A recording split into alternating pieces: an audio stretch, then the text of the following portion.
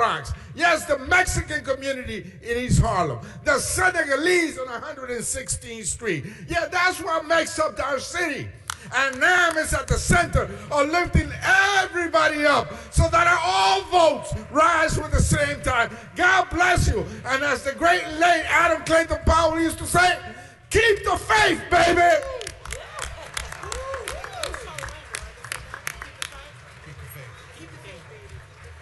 Our New York City Comptroller, Mark Levine. Who put me after Congressmember Espaillat in the speaking order? I don't like that person anymore. Good morning, Nan. Happy 35th anniversary. You don't look a day over 21.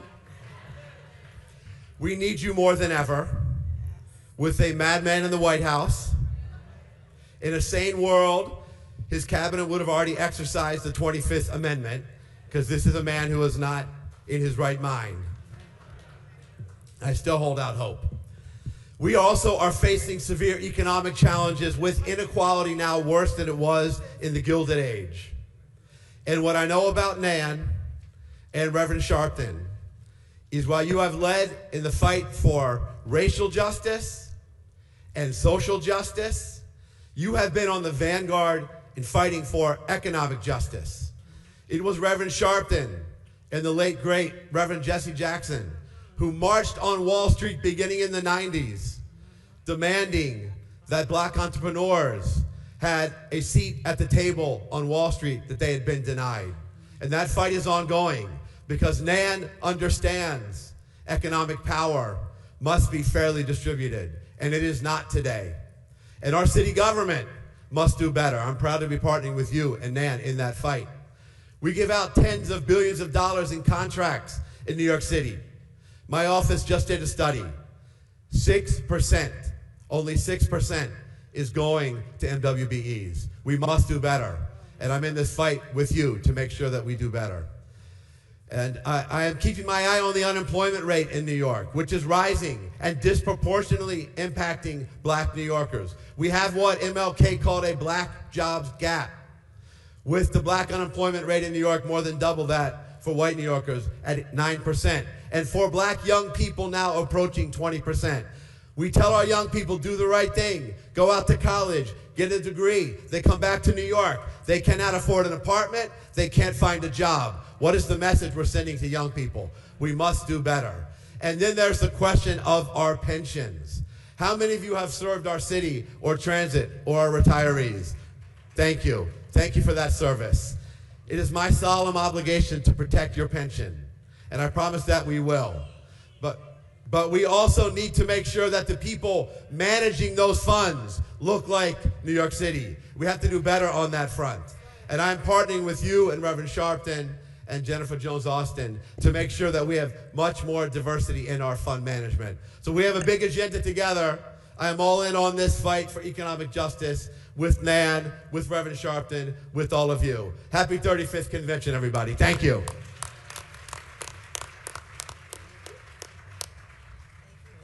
Next, we will hear from our Manhattan District Attorney, Alvin Bragg. Good morning, Nan. I love Saturday morning on 145th Street, but this is great. We got the whole country here, and I specifically want to thank Jennifer Jones-Austin. She brokered the deal for the new house. I will be brief, and I want to just talk specifically about something that Reverend Sharpton talks all the time. Our communities require and demand both safety and fairness. You know, some people act like they can't coexist. They need each other, and Reverend Sharpton has lifted up that message now for 35 years.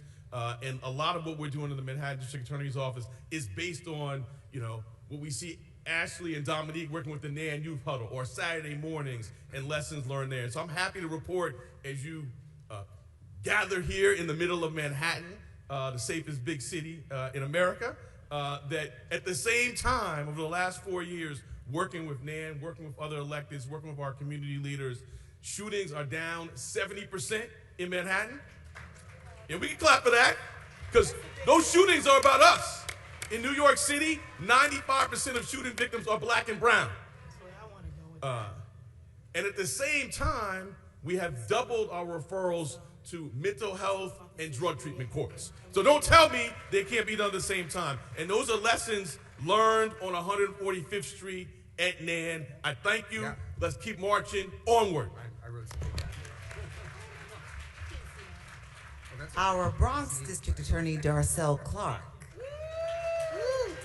Thank you. Good morning, Nan. It's wonderful to be here. Before I speak, I want to give greetings from our great Attorney General, Letitia James. She's here?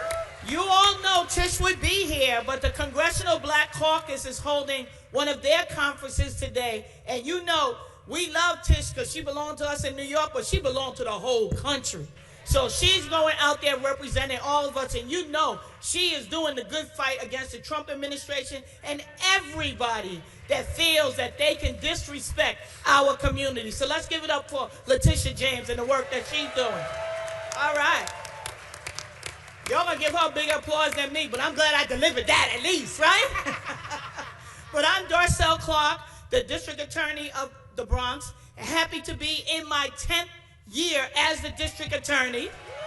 Wow. Wouldn't be here without Nan and Reverend Sharpton and those of you who were able to vote for me to make sure that I became the first woman District Attorney in the Bronx and the first black woman elected DA in the state of New York.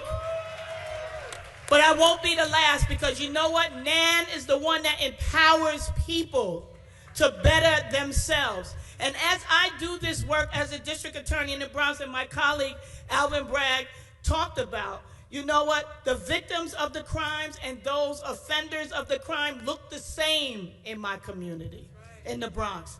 And we can't wait for other people to come and save us. We have to do it ourselves, and that's one lesson that we get from Nan. And as Reverend Sharpton said, we all got to come out of here with a plan and a strategy to deal with those things that are holding us back. We have been here before. We're going to get through this, but we only get through it through the work that you all do each and every day in every place that you stand in this city and this country. So I'm happy to be a part of this movement. I'm happy to have Nan there when I need to help to deal with the struggles that we have in the Bronx. D.A. Bragg, I'm happy that you said your shootings are down, but when you look at the statistics of the city, unfortunately, all the bad things that are happening, most of them are happening in the Bronx. And that's because of the disinvestment that has happened in my county for years.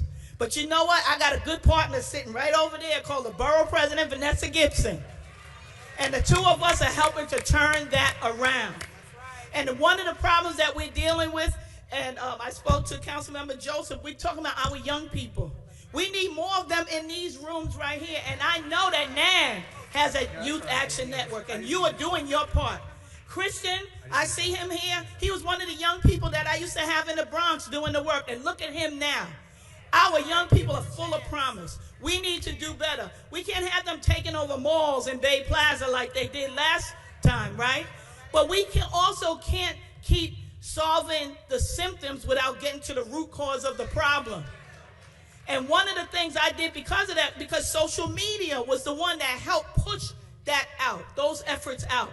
And you know what we did as a community, the electeds and the business community? We sent a letter to TikTok and Snapchat and all of those platforms to say, you know what? You got to do better to know not to push that things out. And yesterday, the borough president and I and other electeds sat down with TikTok. And guess what? We have a plan and a strategy now going forward. That's how we get this done. So I thank Nan for all you do. Thank you what you're going to continue to do. Happy 35th anniversary. No justice, no peace. Okay. Come on. All right, next we will hear from our Manhattan Borough President, Brad Hoyman-Segal.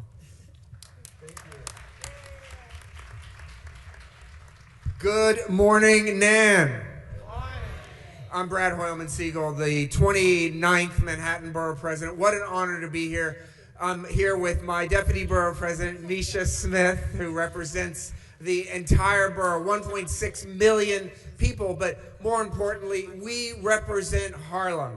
And I just want to thank Reverend Sharpton and Jennifer Jones Austin for their historic support of Harlem. We know that Harlem is under enormous pressure. Since 2000, 33% of black Manhattanites have moved out of Harlem. And thanks to what Reverend Sharpton and Nan is doing with their historic new home, rebuilding the cultural infrastructure of Harlem, we will welcome more black New Yorkers back to the historic village of Harlem. And let me say something else, which is, as Manhattan Borough President, I follow such a long tradition of historic change makers in this office. David Dinkins was Manhattan Borough President. C. Virginia Fields was Manhattan Borough President. Percy Sutton was Manhattan Borough President. And let's not forget the first black woman to serve in the New York State Senate, the first black woman to be Manhattan Borough President, and the first black woman to be a federal judge, Constance Baker Motley. So I follow in this long lineage of incredible public servants, including Gail Brewer, including Mark Levine, and so many others. It's such an honor to be here to support Harlem. It's such an honor to be here to support Nan. Happy 35th anniversary. Next, we will hear from our City Council Deputy Speaker, Natasha Williams. Dr. Natasha Williams. Thank you. First, I want to thank Reverend Al Sharpton for putting together this annual conference and for his tremendous leadership with the National Action Network, and of course for his unparalleled contributions to the civil rights movement. I also want to divert a bit to talk about your vice chair, because when I first came into the council, she made me very aware of a set of ballot measures that were going to be on the ballot and the importance of uplifting those racial justice measures. Those passed, and you heard the mayor earlier talk about finally, after like 300 and plus days of this document being late, you heard the mayor talk about the racial equity plans. And I'm super excited, I know we are super excited to have those plans released. But one of the things that I've said consistently since the plans have been released is that they just can't be plans. Because we know government creates lots of plans and they sit on the shelf and collect dust. And so while we are excited for this framework, what I'm looking forward to is how we implement that plan. How we ensure that city dollars actually go towards racial equity. So I encourage you all to give comments with the Commission on Racial Equity to make sure your voice is heard in this process. I also want to thank my colleagues who are here in the City Council and all the elected officials who have joined today. So as we mark this 35th anniversary of the National Action Network, we remember why it was founded in the first place, and that is to give life to Dr. King's dream. A dream that one day our nation will live up to its promise of equality, not just in words, but in practice and under the law. And as a black woman, as someone who comes from the very communities that organizations like NAM fight for every single day, I do not take this dream lightly. I live the reality of what happens when that promise falls short. And I also see the power of what happens when we organize, when we advocate, and when we demand better. The National Action Network has done so much to move us closer to that promise, whether it's fighting for policy changes in the halls of power or on the streets of Washington, whether it's organizing weekly rallies to build community or holding free legal clinics in Harlem. With your advocacy, your energy, and your commitment to the principles of Dr. King and what he preached, we have come so far. But as Dr. King once said, we are not satisfied and we will not be satisfied until justice rolls down like waters and righteousness like a mighty stream. And I want to be clear, we are still not satisfied. In fact, we are more not satisfied than we've ever been before. So just like the work of the National Action Network, the City Council will not be satisfied until we live up to the full promise of equity for every New Yorker. Have a great conference. Thank you. She's my ride or die in the trenches. Next, we will hear from Councilmember Amanda Farias.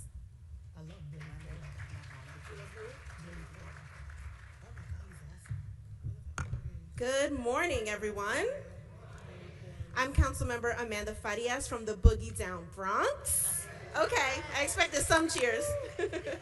I'm really honored to be here this morning with all of you, specifically National Action Network folks, for this historic 35th anniversary.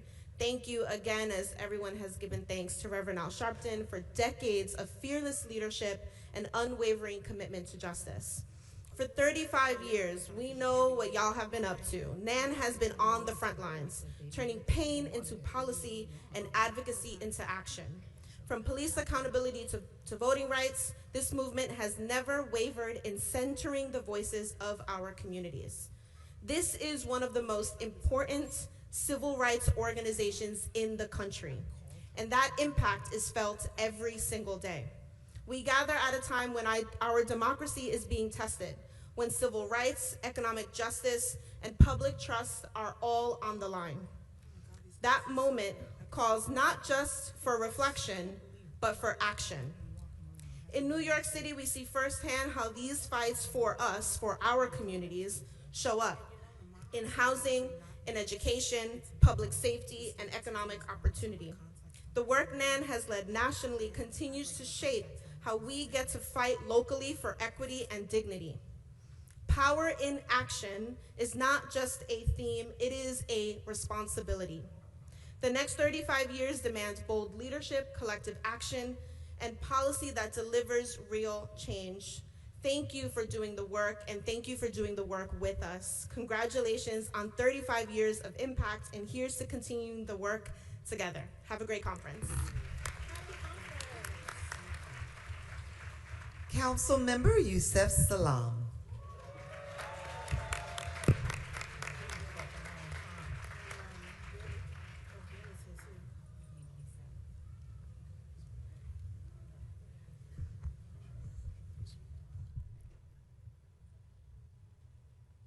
I begin with the name of Allah, the most gracious, the most merciful.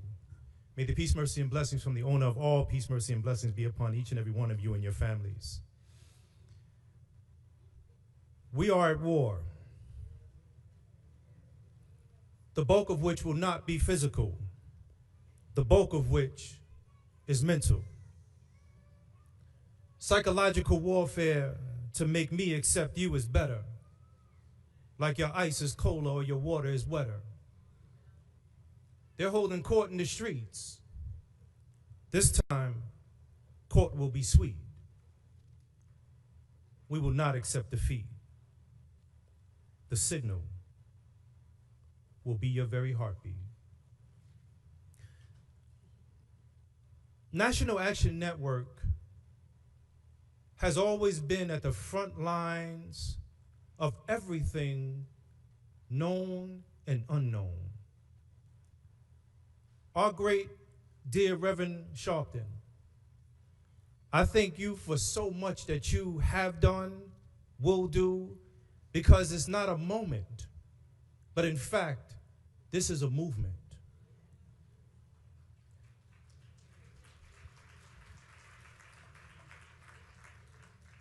My name is Dr. Yusef Salaam. I'm the chair to the Committee to Combat Hate. It is such an honor to be able to utilize the very thing that caused me and my good brother Corey Wise, who was in the audience. When they looked at us when we were 14, 15, and 16-year-old children, they counted us out, but the stone that the builder refused will be the head cornerstone.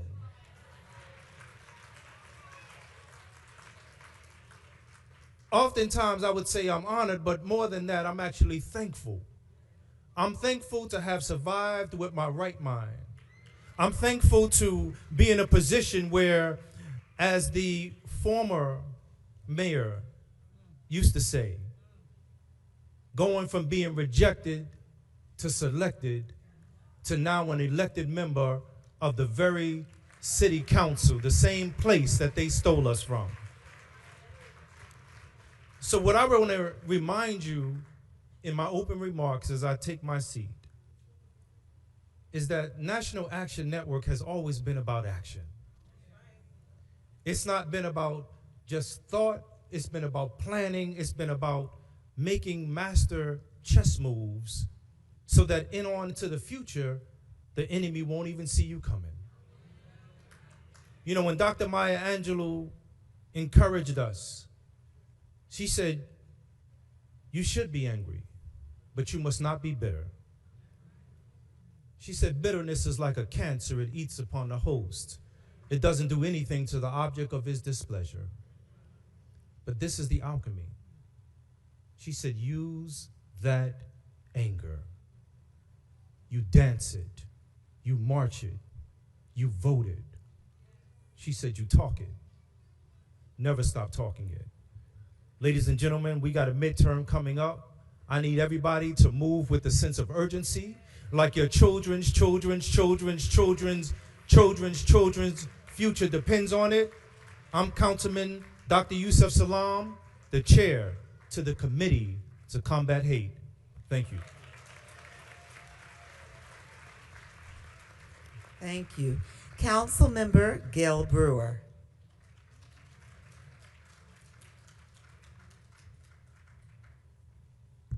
Thank you very much, Jennifer Jones Austin. And I also want to call out my friend Dawn Jones. I want to say a couple of things. I am a Gail Brewer. I represent the Upper West Side of Manhattan. I've been in office since 2002, both as borough president and city council. And I feel I've been at not then every Saturday morning. I will say that the reason it's so important to be here today, that man in the White House wants to do so many horrible things. Obviously, war. Obviously, passed the SAVE Act, which would mean that 21 million Americans could not vote. We're not going to have that act, but even the thought that he would want to do it, he wants to cut all of SNAP and food stamps. In New York City, not only would we kill ourselves in terms of people who need food, but we would cut all the broadband that people get if they have SNAP. He also, of course, wants to cut transportation money. He wants to cut money for affordable housing. The list goes on and on. The great thing about Saturday mornings at NAN or wherever you are with NAN is you get information. You get information. There are forums on home ownership. I participate as head of Government Affairs Committee on forums on how to vote. We get forums on how to participate as women on Women's History Month, Black History Month, all part of what NAN does, because information in this city and this country is hard to come by. And NAN provides that every single day. So I'm here to say, in this crazy world where between government and community, there's often a challenge to make sure that the community comes first. It is NAN that makes sure, whether it is on Christmas giving out food, Thanksgiving giving out food, every single day making sure the Harlem community is taken care of no matter who you are. So I'm saying that is how we should structure our community and our city, how NAN does. So I'm here to say thank you not just to Reverend, but to all the team. You walk into that dilapidated looking place, you'll have a nice new one soon. And the welcome, the hospitality, and the warmth is there for everybody. And I want the rest of the world to understand that's how we should operate. Thank you very much. Amen. All right, and lastly, we will hear from our Bronx Borough President. I'm going to say my roller skating buddy, Vanessa Gibson. All right. Good morning, everyone. Truly giving honor to God, who is absolutely the head of my life. I am so thankful that he has brought us together for such a time as this. The 35th conference hosted by the National Action Network. Let's give a round of applause to our founder and president, the Reverend Dr. Al Sharpton.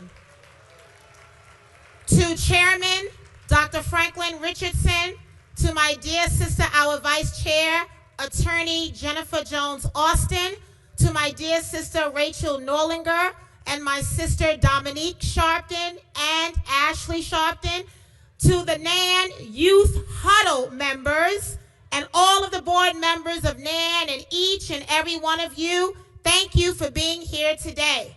Folks, you've heard a lot of comments from elected officials. We know the work that must be done. We know our marching orders. And so this conference, Power in Action, 35 years of justice, of impact, and purpose. It reminds us that every day we must fulfill the destiny of our ancestors. I am proud to serve as the president of the great borough of the Boogie Down Bronx. And certainly to all of my colleagues in government, I want to say thank you because we are partners in this work. I am the first ever African American and woman to serve as Bronx Borough President.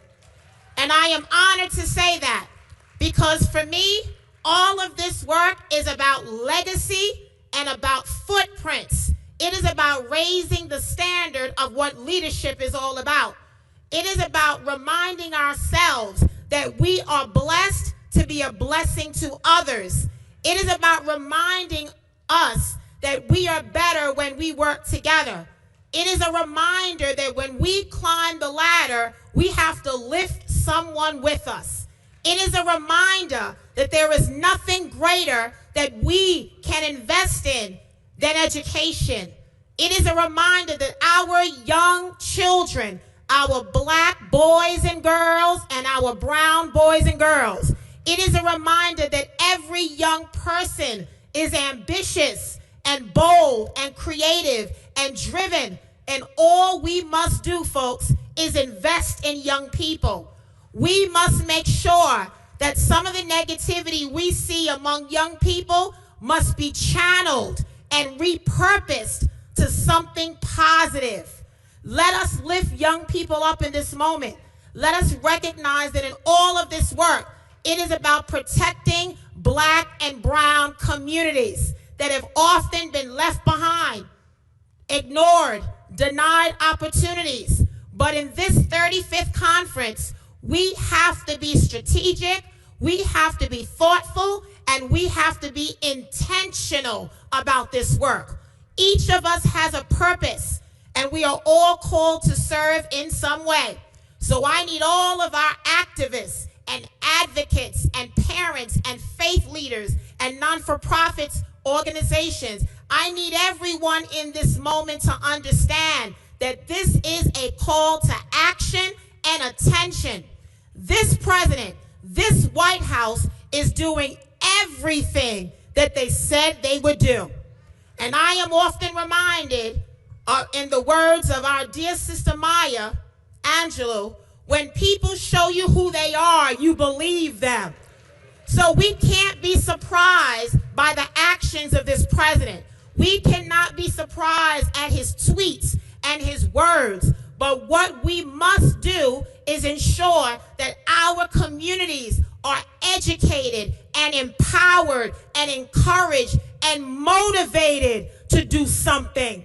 To not be a bystander, but be an upstander of justice and fairness and equality.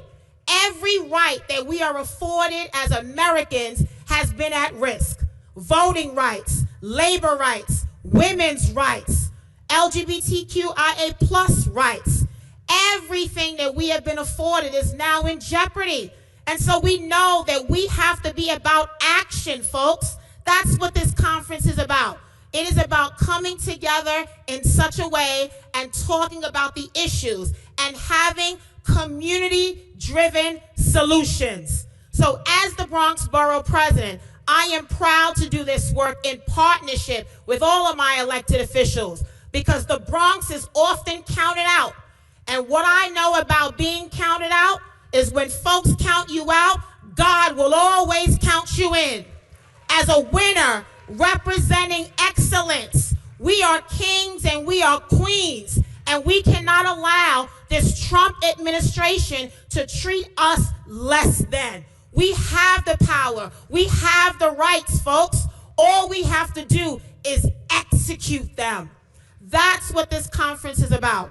And so I am proud to work with all of you, to walk with all of you in this moment, because leadership matters. And folks, guess what?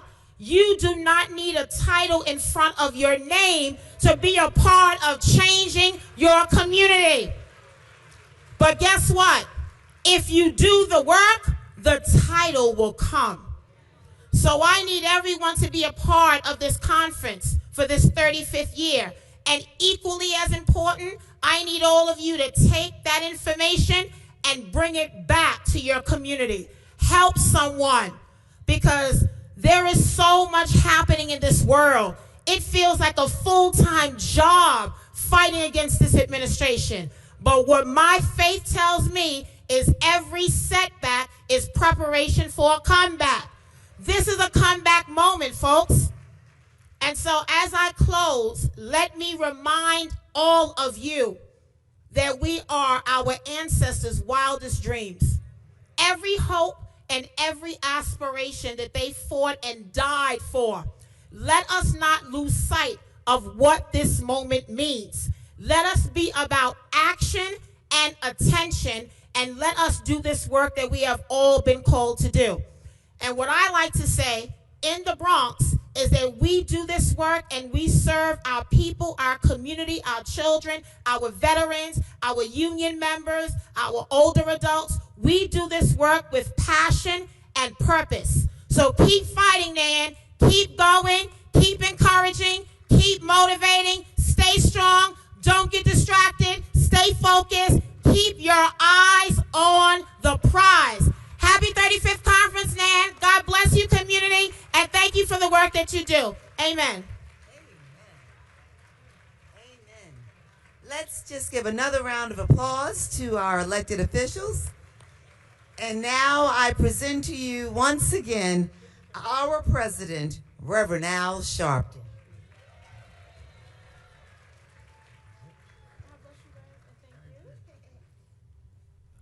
Let me, as we prepare to go to our first panel, let me say, particularly for our chapter leaders and others from around the country, on yesterday, National Action Network closed on owning and purchased and handed over $6 million to buy the Faison Firehouse.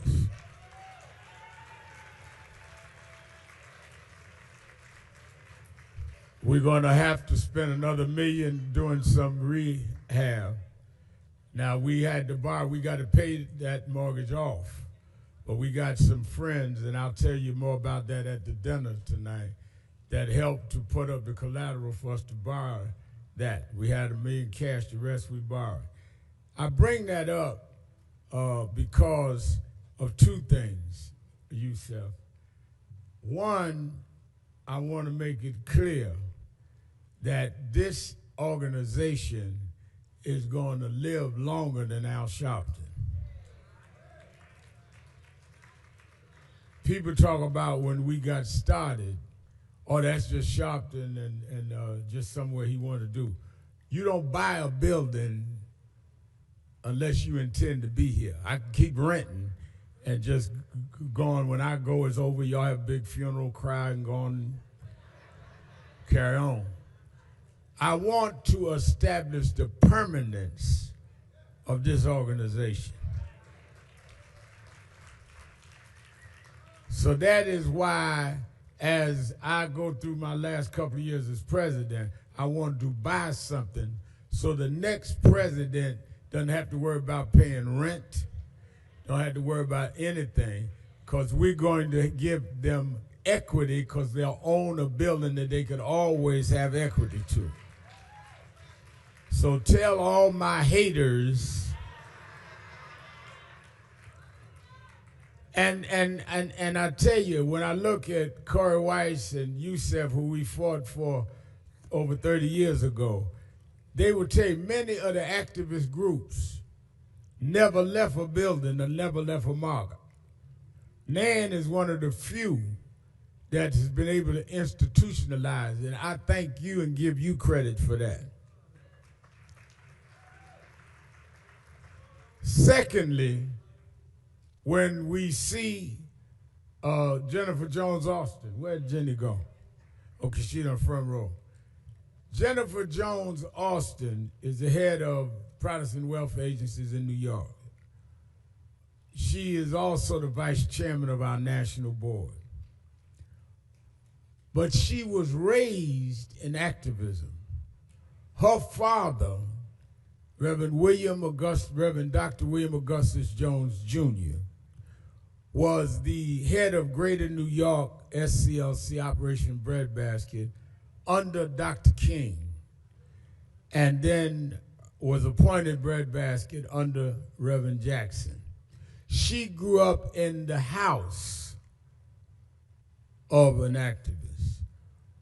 When my mother was concerned about me becoming seemingly leaning toward politics or civil rights, I was a boy preacher, started in the Pentecostal church when I was 4 years old, still got some Pentecostalism. Jamie Bland and me still shout every now and then.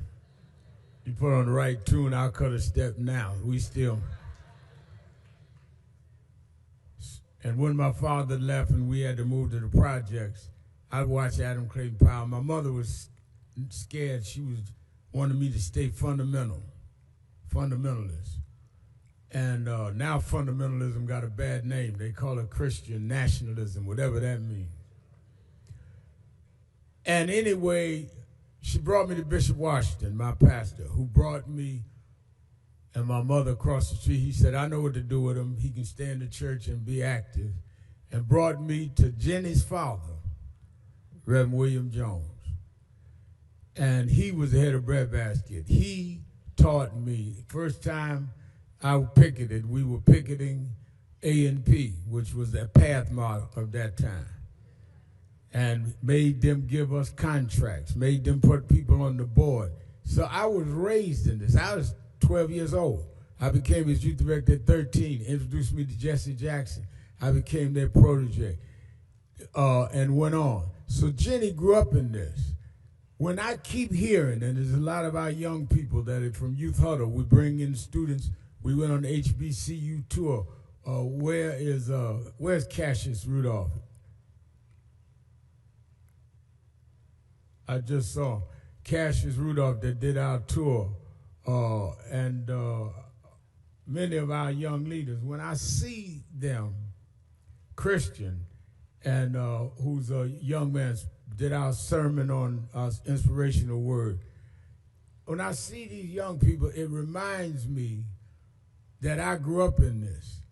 We keep having people tell us they want young leadership. We have young leadership that are growing up in the movement. The reason why some of the young folks y'all are talking about, they've been parachuted in by others to confuse a process. Hello? Jesse grew up under Dr. King from a student leader. Malcolm was trained by Elijah Muhammad, who trained so don't get it twisted. Everybody hollering loud ain't saying something. We need activists that are at large, but we need those that will continue these institutions and these organizations. And that's why I was able to go and help for the last few years with Reverend Jackson, because he was with me when we started NAN. I was under him from when I was 12. He named it the House of Justice. I am suspicious of anybody that I don't know their background, where you come from. All of a sudden I see you out there in front of a march you didn't call, and we gonna make you the leader. Or you got 7 likes on Facebook and all of a sudden you the new thing. So let us be real clear. And the last part of this is people talking about, well, I wish so-and-so would step aside, make room for me. Nobody stepped aside for me. Nobody stepped aside for anybody. If you are what you should be, you don't have to have nobody step aside. People will push you up. Anybody tell you somebody got to step aside for them is not worth leading you, guiding you, or dealing with you. So I want to straighten some of that out before we get into our workshops. We're going to hear the speakers and the 5 things, then we're going to do workshops to plan going forward.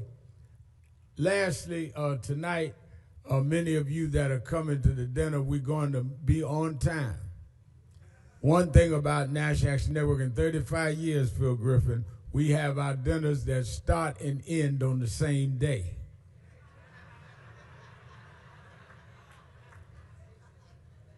Some of y'all go to dinners that start as dinner and end up as breakfast.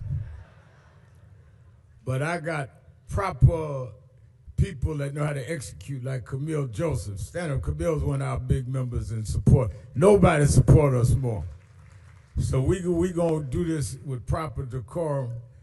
One of the things that made National Action Network is that we would fight cases that no one else would fight. We never joined a real popular case. We joined a case that made it popular. That's why I always say, people say that, Sharpton and them always out there trying to get publicity. That's exactly why people call me. Nobody call me to keep a secret.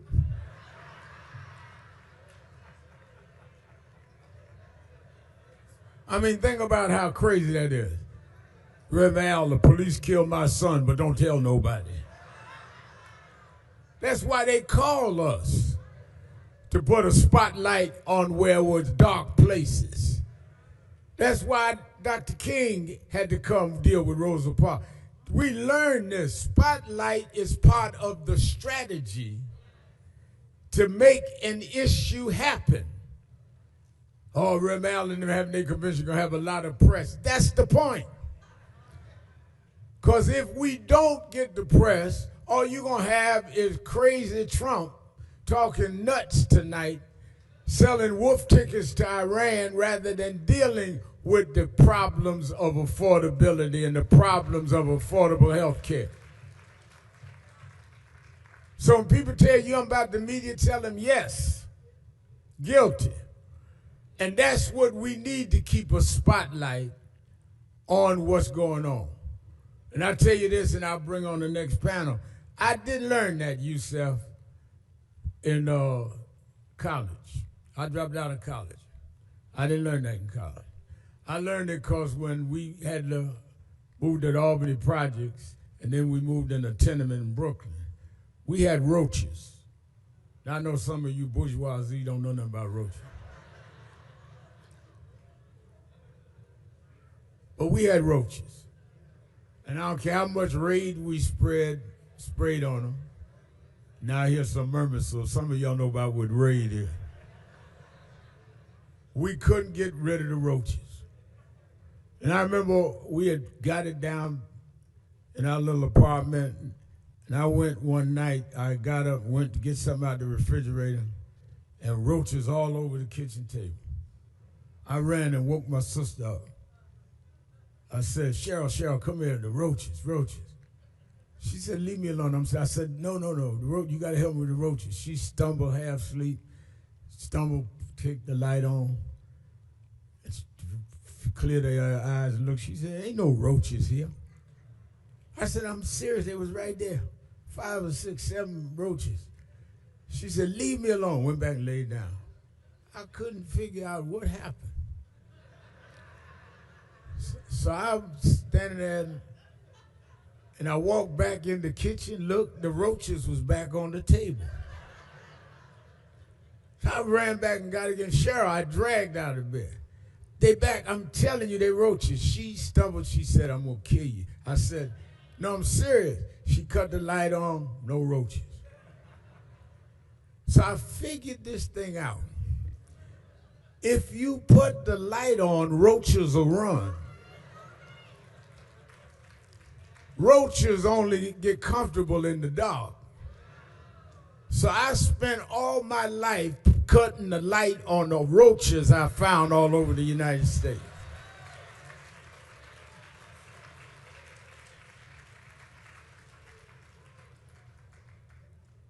Let me bring to the platform, let me first bring the moderator of this session. Many years ago, there was a young man killed in a boot camp in Florida. Savagely killed. They began protesting it, some of the students at Florida A&M. And they got a very competent and committed lawyer to help to lead the protest and the case. He got in touch with us and asked would I come down to Tallahassee and help with this. And we did. And there was something about him that struck me as sincere, that he wasn't just a lawyer looking for a payday, but that his heart was in it. And we've been together ever since.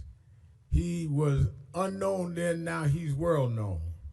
He has been one that has been in the trenches and has been fighting. And even after he's become famous and a best-selling author and all of that, we were together last week in Hartford, Connecticut for a young man nobody ever heard of. I call him the Attorney General of Black America. May we bring to the platform Attorney Ben Crump.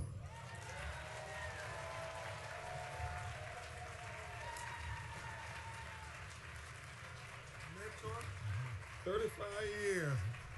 Good morning, Nan. Y'all give it up for my mentor, my co-counsel, a man who always answers the bell. He's been answering the bell for 35 years for Black America. Y'all give it up for our civil rights leader, the Reverend Al Sharpton. Y'all can do better than that. Y'all get on your feet. Reverend Al Sharpton. And before I let him go, now more than ever, especially since our mentor, Reverend Jesse Jackson, transitioned, we have to now be more intentional than ever when we get an opportunity to give flowers to those trailblazers who led the way for so many of us. I don't want ever to miss an opportunity to tell Reverend Al how much he means to Black America now more than ever. More than ever. And the last thing I will say is, you know, there are times when we pass the torch. And Reverend Jackson, he often blushes about how Reverend Jackson mentored him. I have to believe, Reverend Al, that Reverend Jesse Jackson was awfully proud but awfully at peace knowing that there was somebody to pass the torch to a new civil rights leader for America for these times such as these. Y'all, again, let's thank Reverend Al for taking the torch and being our civil rights leader for the United States of America. I love you, Reverend. Amen. So, good morning, man. Y'all know it's that time where we bring out the people who turn their pain into power, turn tragedy into triumph, and refuse to accept injustice. You know, this young man on the stage is the epitome of transforming tragedy into triumph. I mean, when you think about a lie that tried to steal the freedom of a group of young black boys, immediately it comes to mind what happened here in New York City, especially when the person who occupies the White House took out a full-page ad trying to say that they should be sentenced to death, even though there was not a scintilla of truth about what happened to them. And he refused to lose, and I am so proud that God has made his test into a testimony. Y'all give it up for the New York City Councilman, Dr. Yusef Salaam.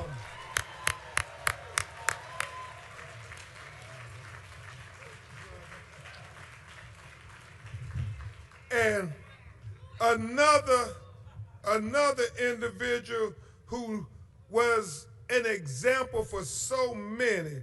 She taught so many how to not only grieve publicly, but still advocate for justice when her 17-year-old son was profiled, pursued, and shot in his heart while he walked home from the 7-Eleven with a bag of Skittles and a can of iced tea and was talking on the cell phone to his high school friend. And this neighborhood watch volunteer with a 9mm gun killed him and then said that he was standing his ground. Well, thank God that she stood her ground. You all give it up for the mother of Trayvon Benjamin Martin, Miss Sabrina Fulton.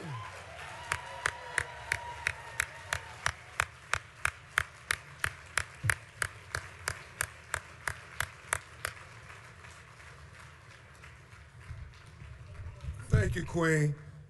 And then, y'all, this sister here, Trayvon was 2012. Man, it's hard to believe.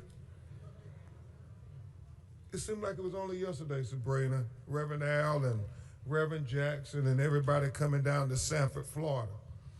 But this next sister, tragedy of how she lost her son was so very similar, because just like Trayvon killer pursued him and then tried to say it was self-defense, well, this sister in 2020, her son in Brunswick, Georgia, thank God we have video.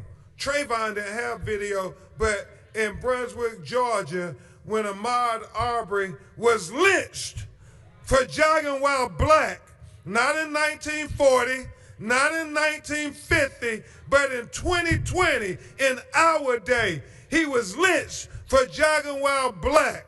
And the killers, even though they lynched him, chased him down like a dog while they were on the back of a pickup truck with a Confederate flag on the license plate, and one of them had a shotgun riding in the bed of the pickup truck, chasing him just for jogging while black.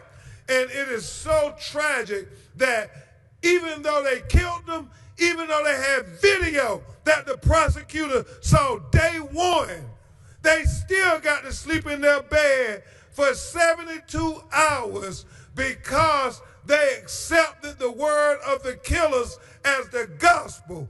But thank God, his mother, Wanda Cooper Jones, refused to stay silent, and she continued to fight and not only make history by having a conviction of the killers on the federal level, but also on the state level by passing for the first time the Georgia hate crime law. She is a person who has become a force of nature. Y'all give it up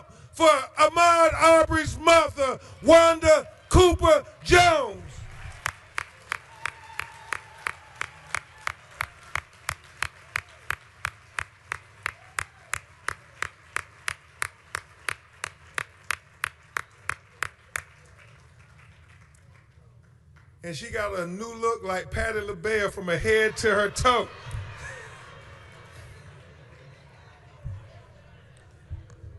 Now, this next sister, y'all, sometimes you literally cannot believe the way they kill our children and try to justify it.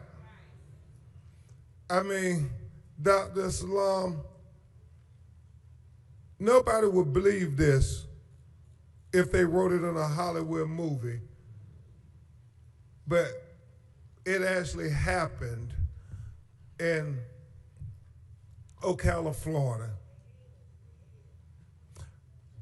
There was a white lady who considered herself to be the perfect neighbor, who were harassing little black children who lived in the neighborhood. And it was her perspective that these little black children didn't have a right to play in their neighborhood, even though it was a football field next to the apartment complex. For whatever reason, this Karen felt that she could, I don't know how else to describe her. But when Alan, she took the tablet of one of the children and took it away from them, they went home and told their mother, a hard-working sister, a manager at McDonald's, raising her babies, her 4 babies, doing the best she can. She came to demand that this lady not harass her children anymore. And it was documented over and over again. You know, Sabrina, about Trayvon Killer, it was documented how they had prior harassment of little children. I mean, 5, 6, 7 years old. And so she came to the door, and she was knocking on the door, a door that was a metal door, a door that was locked, a door that had a deadbolt on it. And so she was knocking on the door demanding that the lady return the tablet and apologize. And what this lady did next, nobody can believe it. You still can't believe it. She claimed that she feared for her life. She was behind a locked metal barricade door. All she had to do was call 911. But she didn't do that. She took a gun and with A.J. Owens' 2 little boys standing there by her side, she shot through that door, hitting their mother, and their mother fell to the ground dying.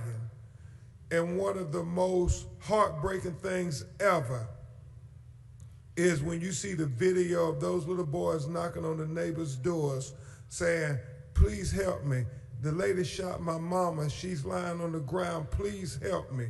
And one of the big brothers trying to console the little brother who's crying uncontrollably.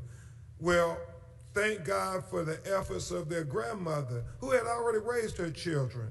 But she then, as so often, had to come, and the village, it takes all of us to raise her grandchildren, not only to raise her grandchildren, but to get justice. And in getting justice, she was the executive producer of a Oscar-nominated documentary. Some of you all may have seen it. Now it's been nominated for a Peabody Award. She won so many awards with this documentary. It is called The Perfect Neighbor. Give it up for the woman who made sure the perfect neighbor was arrested, convicted, and is in prison for manslaughter for killing her daughter, A.J. Owens. Y'all give it up for Miss Pamela Diaz.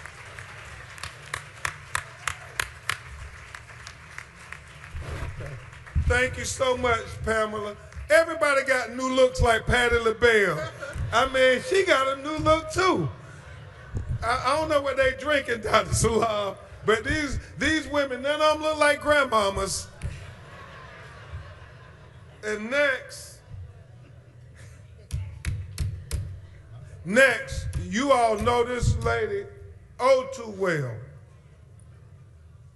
Because like Sabrina, she was one of the original mothers of the movement.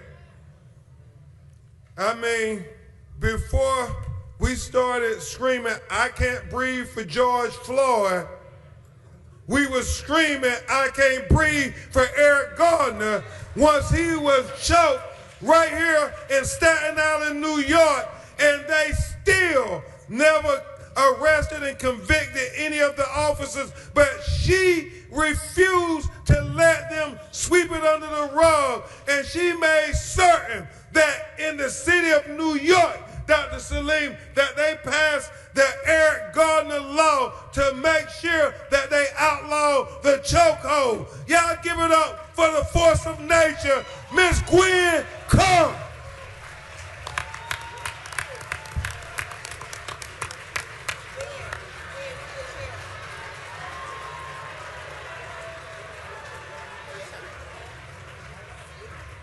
Yeah, don't she look good in her purple? Right here. And again, I just gotta say, y'all, they all got a new attitude like Patti LaBelle. I mean, wow, they've been working out, getting their mind, body, and soul right.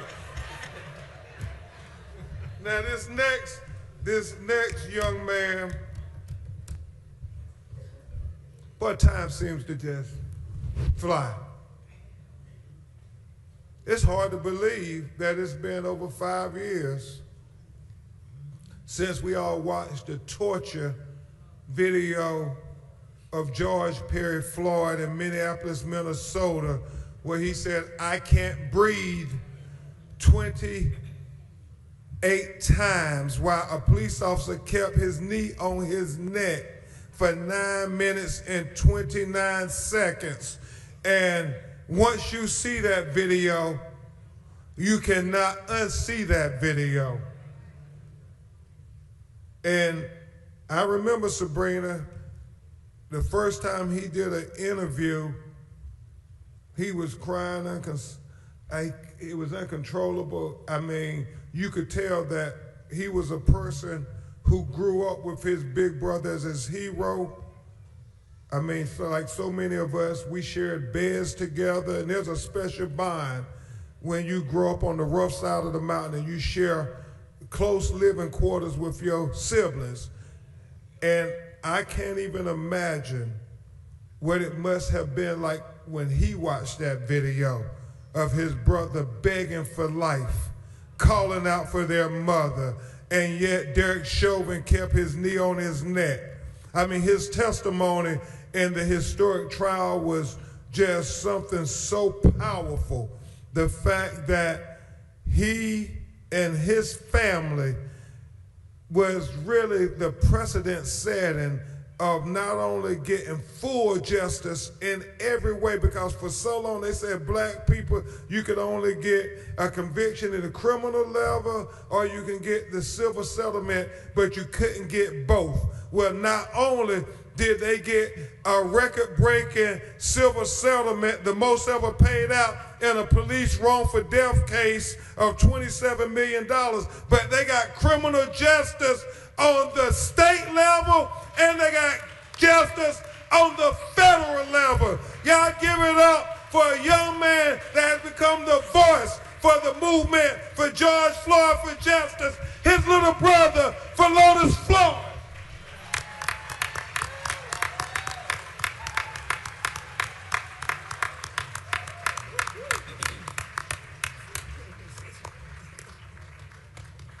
Hey, and again, Patti LaBelle, new attitude. Y'all see how he getting back to his fighting weight and lost all that weight? I'm saying, Miss Keita Floyd, keep doing whatever y'all doing. And then I think this next person, man, just like Dr. Yusef Salaam, he was wrongfully accused and wrongfully convicted. And if you saw the masterpiece that Ava DuVernay put in the mini series, How They See Us, all you can do is applaud this brother every time you see him for making sure the Central Park Five became the exonerated five. You all stand to your feet for King Corey Wise. King Corey Wise. King Corey Wise. What he had to endure, my Lord.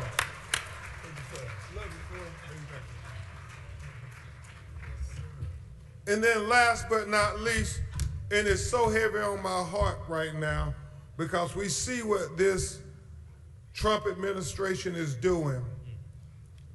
I mean, all the things Wanda Cooper Jones we did on the federal level for loaners, trying to get the fighting to make sure we got convictions and we got accountability.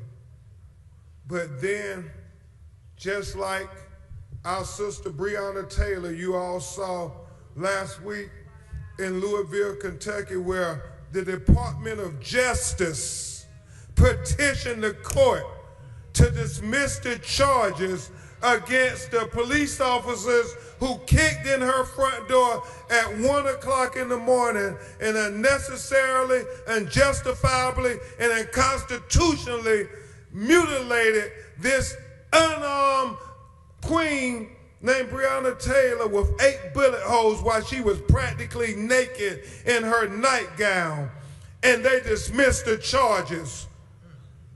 And equally troubling is what they are doing right now in Memphis, Tennessee, with the federal conviction of the criminal charges of the 5 black officers who killed Tyree Nichols while he was just trying to get home. And you all saw the video now. You saw what he said to them. I'm just trying to go home. There could not be a more heartbreaking proclamation as they continue to just beat him and kick him and body slam him over and over again until he died. And now they are trying to dismiss these charges as well, even though his mother and father did everything that parents could do to make sure that they got justice. And so I want them to know now at the National Action Network conference on April 11, 2026, no matter what this Trump administration do to try to deny them justice, that we're going to continue to stand up with them, we're going to continue to speak up with them, and we're going to continue to fight with them. As long as we know that we got their back, they will get justice. Y'all give it up for the parents of Tyree Nichols, Rovon Wells, and Rodney Wells. We are standing with you. We know what you're going through. We know they're trying to have a miscarriage of justice. I mean, Miss Rovon, it's a shame before God what they're trying to do to y'all. I mean, this is going on right now. They're trying to petition the court to get rid of the charges. And so we are going to move fairly quickly today. We have 2 big questions for the panel. As Reverend Al said, because of your efforts, I wrote a fiction novel, a Black Perry Mason series, because I kept watching the Lincoln Lawyer and the Rainmaker and Perry Mason and Matlock, and I kept waiting for them to have a black superhero trial lawyer. And since they never would do it, I said, Sabrina, I got to write it myself. And thanks to you all, it has become #1 on the New York Times bestsellers list in the legal thriller genre. So thank you, Black America, for letting us tell our stories. And the book is entitled Worse Than a Lie. And so, you know, I selected that title because I heard my grandmother say on occasion, Pam, what's worse than a lie? She said to tell the truth and have nobody believe you. She said that's worse than a lie. And I say, Yusef, Corey, y'all, it gets so much deeper in the novel, especially in real life, when you go and you're fighting for your freedom in a racist criminal justice system, and you are telling the truth and nobody in the system believes you. I can only imagine, y'all, how many sisters and brothers every day in courtrooms, in cities, in states all across America have to go into courts and lie on themselves and enter into trumped up plea agreements. And I do mean trumped up plea agreements because the alternative is so much worse of them rolling the dice and going to trial with a jury of anybody but a jury of their peers, and then they're being wrongfully convicted and having to spend decades in prison for a crime they didn't commit. Now that's worse than a lie, and it happens every day in America.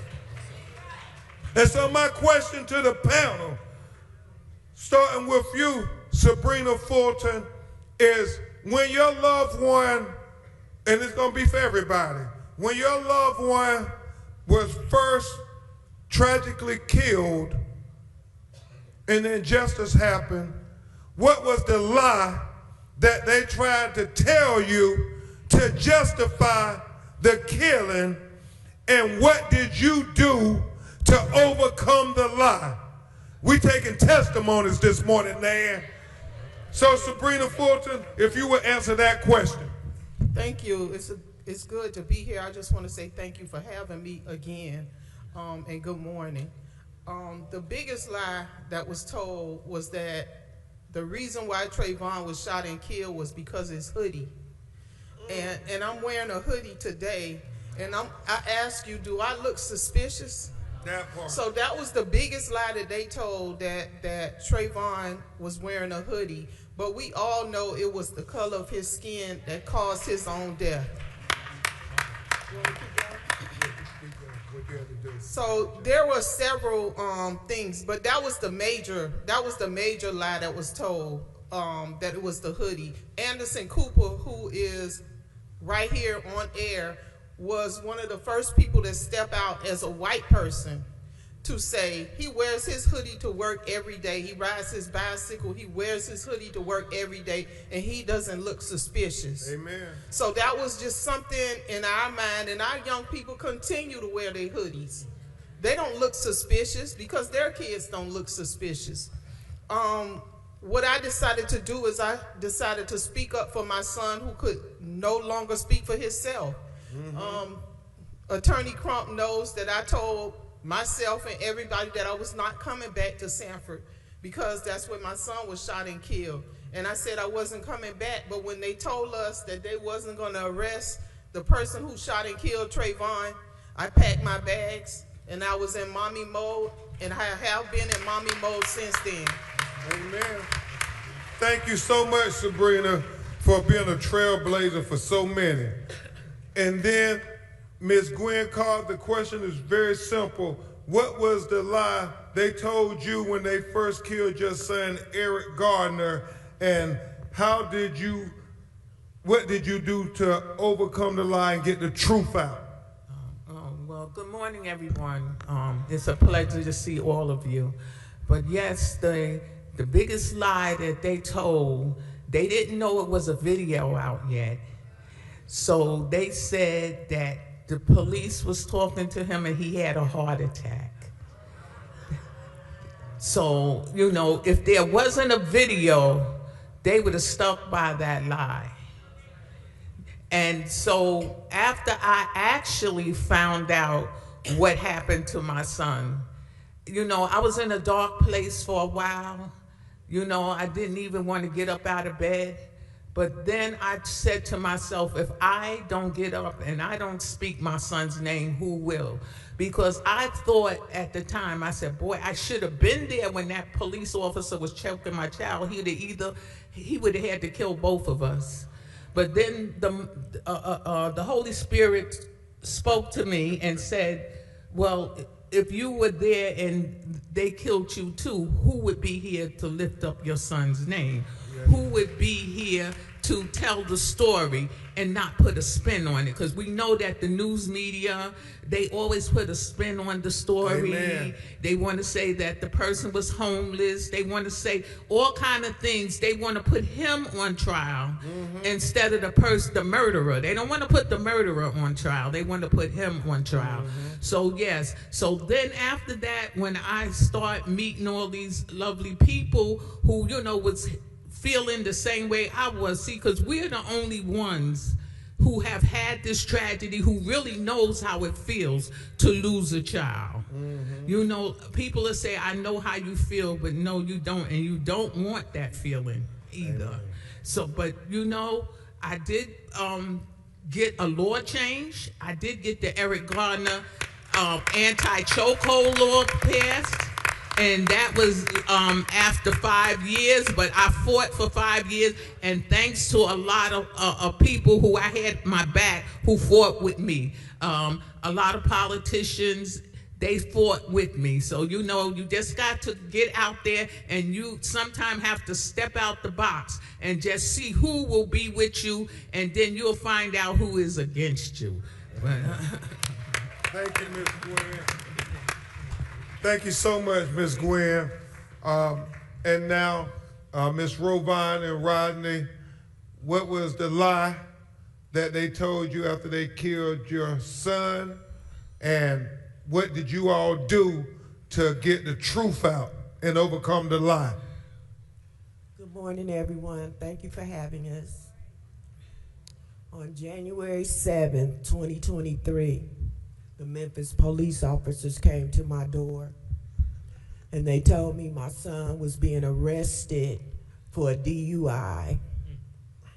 And it puzzled me because, first of all, my son don't drink. They told me that he was being transported to the hospital because he had got pepper sprayed. They also asked me, was he on some type of drug? And that confused me because they said that he came out like he was the Hulk or some damn body. When I asked them where my son was, they told me he was nearby. They didn't give me a location. They told me they were going to take him to the hospital. I asked if I could go to the hospital. They told me no, because he was arrested. My husband and I, after they left, we decided to go look around, and we found Ty's car with other police officers. They basically told us the same thing, that my son was acting like the Hulk. They tried to arrest him, and he fought them. Hours passed. I received a phone call from a doctor at the hospital, and he asked me if I knew if my son was in the hospital, and I told him yes. They told me that he was being arrested and he had got pepper sprayed.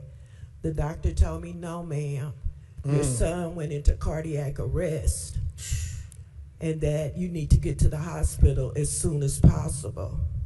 Now, mind you, they didn't tell me any of this. When I got to the hospital and I walked into my son's room, all I saw was him in a bunch of tubes, and basically he was brain dead. I was there for about 5 minutes, and next thing I know, TBI, which is the Tennessee Bureau of Investigations, all came in, and they removed every police officer in the room because they knew they had lied as well. Knowing that the police officers came to our door and just blatantly lied to us was just something that I couldn't believe. I mean, how could you come to someone's door and lie to them about their child?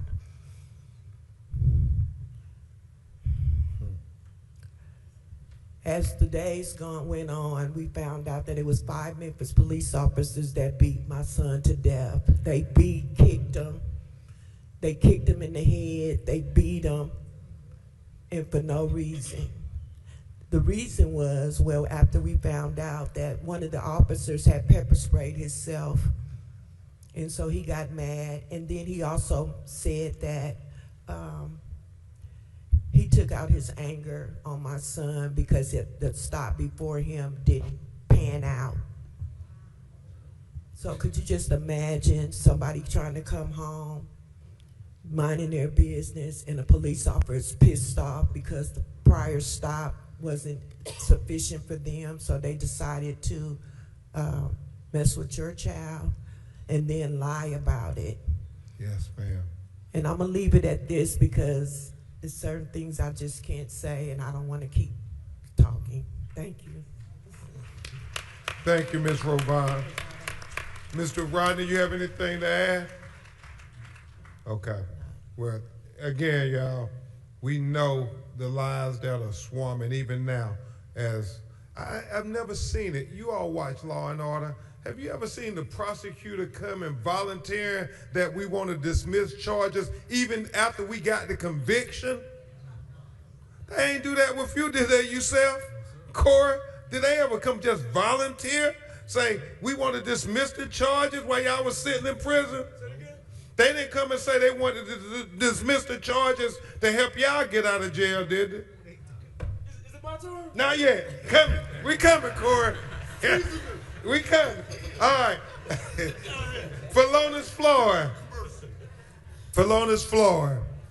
If you could tell National Action Network audience what was the lie when they killed your brother that they told you all to try to justify it, and how did you all, what did you all do to get the truth out and make sure that the lie didn't live forever?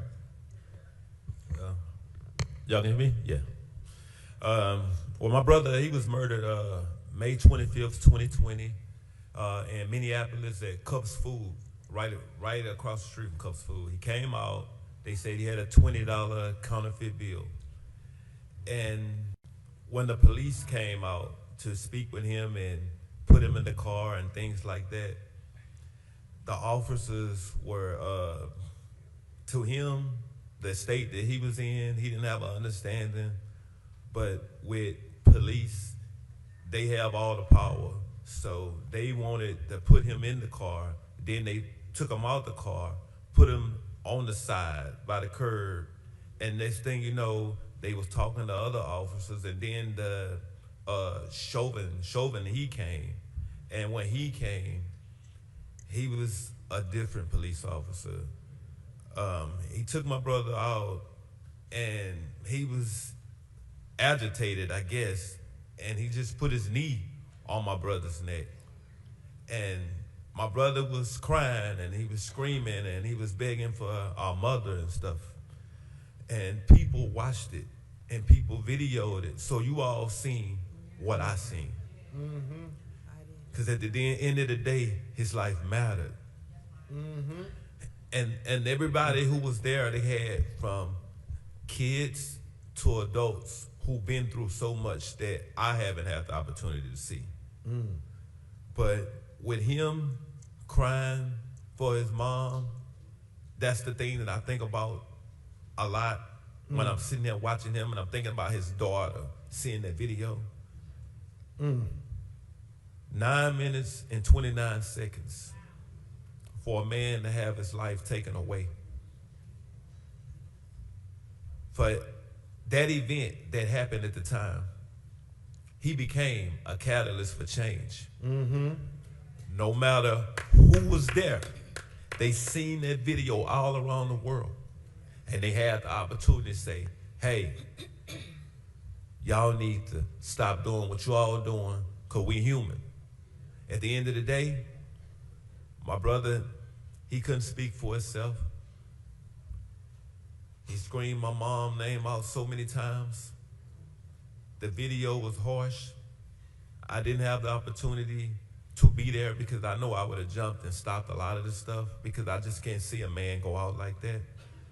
But the day before I spoke for the first time, I had the opportunity to speak to Miss Gwen Carr.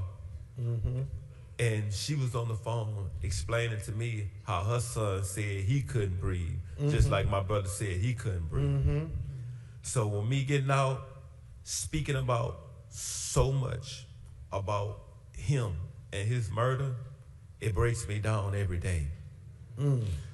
I get to, like, right now, it's in me. My brother, he hangs around me, but God lives inside of me.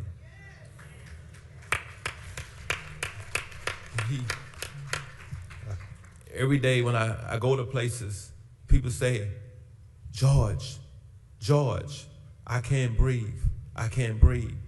Coming to see all the people in New York who watched that video, who know what tragedy is. They've been with Reverend Al Sharpton for years and decades, but they seen so much. And when people had the opportunity to see what happened to George, it kind of made people realize that if he can't get justice, how anybody can get justice. Amen. All I can tell you this is, he put me in a position where I had no choice. It's like a squirrel getting cornered in the concrete in the corner and a wall. What he gonna do? He gonna come out fighting. Amen. And that's exactly what I did. I went to speaking for not just my brother, but speaking for others all across the country. Thank you. Thank you for Lonis, for fighting for all of us. You know, and it's so deep, Miss Diaz, because I remember the police initially put in the police report that George died from an undiagnosed medical condition. And thank God for that video, because Sabrina, had it not been for the video, that was the story. He had an undiagnosed medical condition. And I know, Ms. Diaz, it took a long time for them to arrest the killer of your daughter. So if you could tell National Action Network audience, what was the lie they first told you when they notified you that your daughter had been killed, and what did you do to expose the truth and to overcome the lie? The lie that was told was, stand your ground. We have this white woman who was harassing children for being children over a span of 2 years or more. She utilized her whiteness, her white privilege, abused the 911 system for children simply being children. And on June 2nd of 2023, she shot my daughter through a locked metal door. It took 4 days for an arrest because they claimed it could possibly be stand your ground. But the bigger lie in all of this was they didn't think that my daughter's life, my grandchildren's lives, and all black and brown lives mattered. That's why it took 4 days. My Lord. And then in order to get justice, because they had no plans on making an arrest, we had to call on Attorney General for Black America, Attorney Benjamin Crump. We were grateful that Reverend Sharpton and Joy Reid covered the story and brought national attention.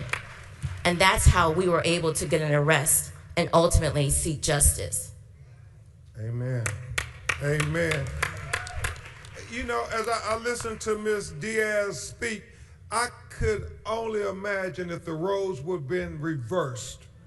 Could you all imagine if a black woman shot through a locked metal deadbolted door, killing a white woman in front of her children? Would it take 4 days for her to be arrested? Even if she made it to the jailhouse. I mean, it's a shame before God, but again, if you all haven't seen that documentary, The Perfect Neighbor, y'all please watch it because, I mean, you talk about white privilege, boy. Before we come back to our homeboys from New York, and I know they ready, especially Corey. I want to hear from this sister who really, y'all, when they murdered her son, she just would not stop. She said, I'm going to get full justice. And we're still fighting for full justice. And so, Wanda Cooper Jones, could you tell us what was the lie they told you when they first contacted you to justify killing your child? And what did you do to overcome that lie and make sure the truth got out? Good morning. Good morning. It's so good to be back. The lie that was actually told was, I'll never forget the conversation where I was called by an investigator saying that Ahmaud was involved in a home burglary. And when he was confronted by the homeowner, there was a fight over the firearm, and unfortunately, Ahmaud was shot and killed. The men who killed my son was free for 74 days before an arrest was made. And it wasn't just my cry for justice, it was the cry from all of us for justice. They tried to use, well, Ms. Cooper Jones, we have a video. Show me the video and I'll go away. Not knowing the video was so tragic that my son was actually just running and he ran into fear. So what I did next was we got convictions on state and federal levels, and it wasn't just what I did, it's what we all did. Thank you. Hey, Wanda, tell them what convictions you got, and tell us about Georgia, because it had never been done. Take a moment and take a victory lap. Sure. In the state of Georgia, they tried to use the citizen's arrest, initially saying that the murderers was trying to make an arrest because Ahmaud was doing something so wrong. But now in the books of Georgia, there's no more law that says that citizens can make an arrest. That law was put in place, I think it was 1867, during slavery. Now that law is no longer in the books of Georgia. Definitely. And also, the state saw that Ahmaud was killed just due to pure hate.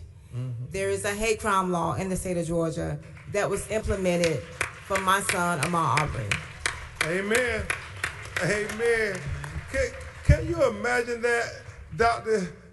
Yusef Salam? Can you imagine the audacity of these two white men saying, we're going to make a citizen's arrest and hunt him down like a dog? I mean, a law that was used in the 1860s that gave white people the authority to, at any point, if they thought that black people were doing something that they did not approve of, that they could make a citizen's arrest. And they tried to say that in 2020. I'm just saying, y'all, I'm just saying, there's a lot going on in America. And that's why I'm so proud of this next young leader. He represents the best our future has to offer. I mean, yeah. Y'all give it up for y'all councilman as I pose the question to him. Every time he is up there articulating in such a way to make them feel what the black struggle is, because the struggle is real. Dr. Yusef Salam and Mr. Corey Wise, I'm going to have both of you address that question because it's so germane to everything that you all had to endure. What was the lie they told, and how did y'all overcome the lie? Yes, sir, King Corey Wise. No justice. No peace. No justice. No peace. I had to do that for Rev. I would like to say, under this moment, under this situation right about now, I would like to thank my Reyes Mateas for freeing me, for blessing my name, bringing me here before you, before New York and the world. Yes, sir.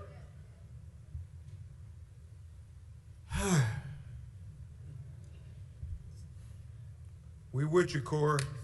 We with you, Corey. We with you. When Reyes came before me, back in the yard, it was about 10,000 of us in the yard. 10,000, maybe 20,000. We all waiting on the door to open up. Or 10,000 of us in the yard coming from programs. So Reyes, somebody was walking towards me. Little light-skinned face. As he was walking out while I was on the basketball court. I wasn't playing the ball, just waiting on the door to open back up so I could run back to my cell. That's where I lived at. No more East Harlem. Thanks to you. So, Reyes says to me, I see that you still have the cut on your face from our incident in the day room. That was so much of a setback to me because I wasn't expecting for nobody or for him to say that to me. Because that was a form of a flashback to me. And I wouldn't know how to deal with that flashback. But when he had came before me, I would like to say, but it didn't go that way. I wasn't on the wall in Auburn with 5 brothers doing the doo-wop. Which we was back in East Harlem. It was just me. He didn't have to say nothing to me. If he hadn't said nothing to me, I've been doing 15 to life. 15 to life, people, fighting every day. So the only reason why I'm in a state of mind right about now, before this day is over with, before I'm gone, I barely see this movie of ours. I barely see it because it tears me up. I already saw it probably one time. And I still felt like I was 10 years old when I watched it. My Lord, my Lord. So I'ma ask. I'ma ask my brother, I would like to call him my brother. But I have to call him my so-called brother because Mateo showed me that much love. When I was back at as I watched this movie, and I can't say it again no more. That's I'm doing a Q&A, but that's like 20 years ahead of me. I ain't did a Q&A since I was born. But I'm gonna ask a question. I'm gonna ask a question to this man over here on the side of me. Cause he came up in Songbird. And right about now, he's not my Songbird brother. Because he left me in here to die. with these ponies of wolves. So when you left out, when you got your life saved by your mama, why you didn't come get me, man?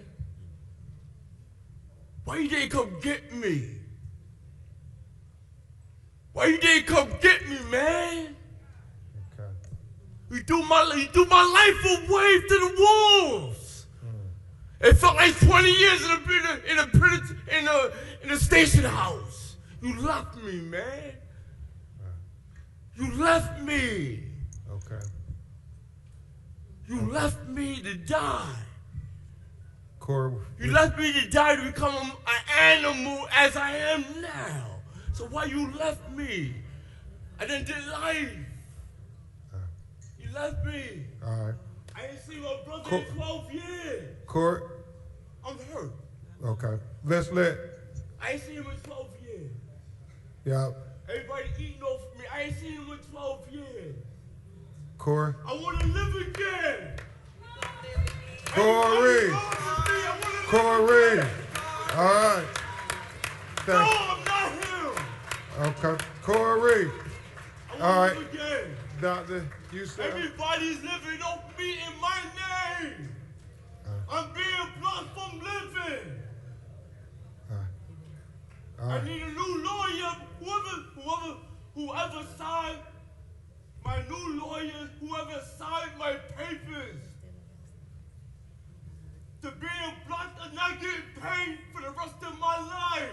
You are fired. I signed the wrong paperwork. She has a contract on me for life. Corey, we're going to look at the papers. We're going to look at them. All right. Let's let Dr. But why you left me, Youssef. man? All right. Let's let Dr. Youssef speak. Okay. Okay. All right. Peace and blessings.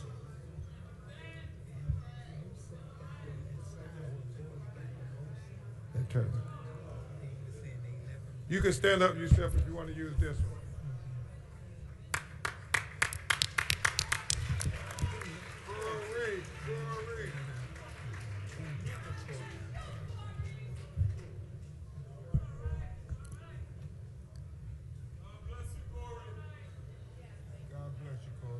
You know,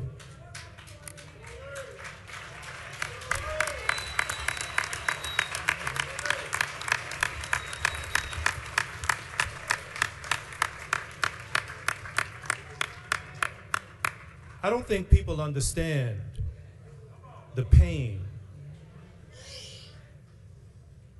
I'm not upset about the emotion. We were 14, 15, and 16-year-old children. Yep. Corey was my best friend. Everywhere we went together. Corey, the reason why he's saying what he's saying, it is not a lie. Corey and I were together when they came looking for me. And they looked at me and they said, "What's your name?" I was about this tall with a flat top. I had the triple fat goose on with the fur on the collar, if you know what I'm talking about. And I said, "I'm Yusef Salam." They said, "You one of the guys we've been looking for." They looked at Corey and they said, "What's your name?" He said, "I'm Corey Wise." They said, "Your name is not on the list. But if you want to come downtown with your buddy, you'll be right back." What friends don't know at that young, tender age of childhood is the law of divide and conquer. What friends don't know at the tender age that we were at, we were children.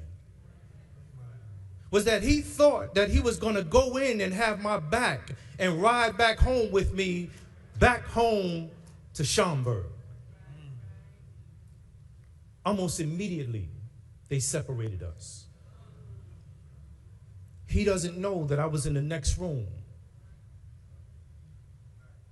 And then Corey, see, if you know Corey, I don't know if you really know Corey. If you know Corey, Corey is cut from a different cloth. He is your friend, whether he knows the situation or doesn't know the situation. That's why he came with me. He would fight your battles. Corey Wise is a king.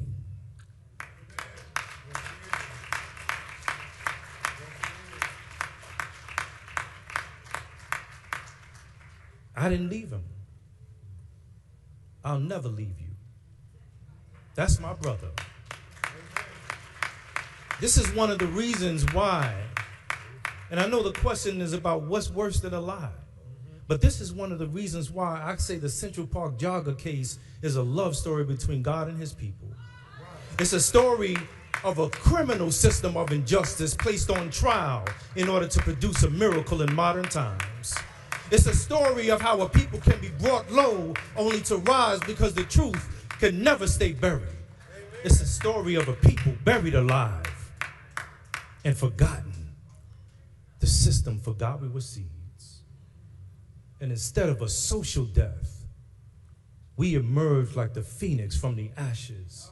Because as they built that fire to consume us, they forgot the owner of the heat.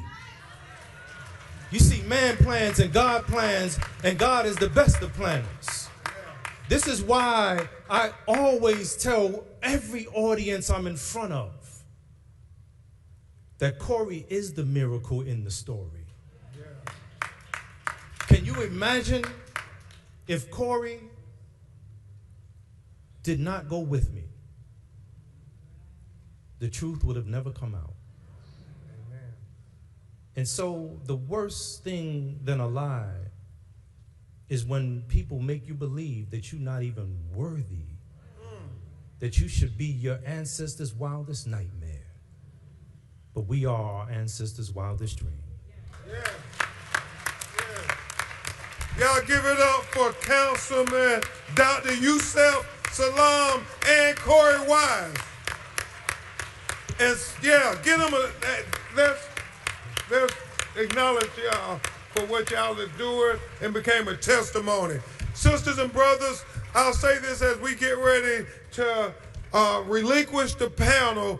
Let's remember this now more than ever. The future of black people will not depend on how white people treat us.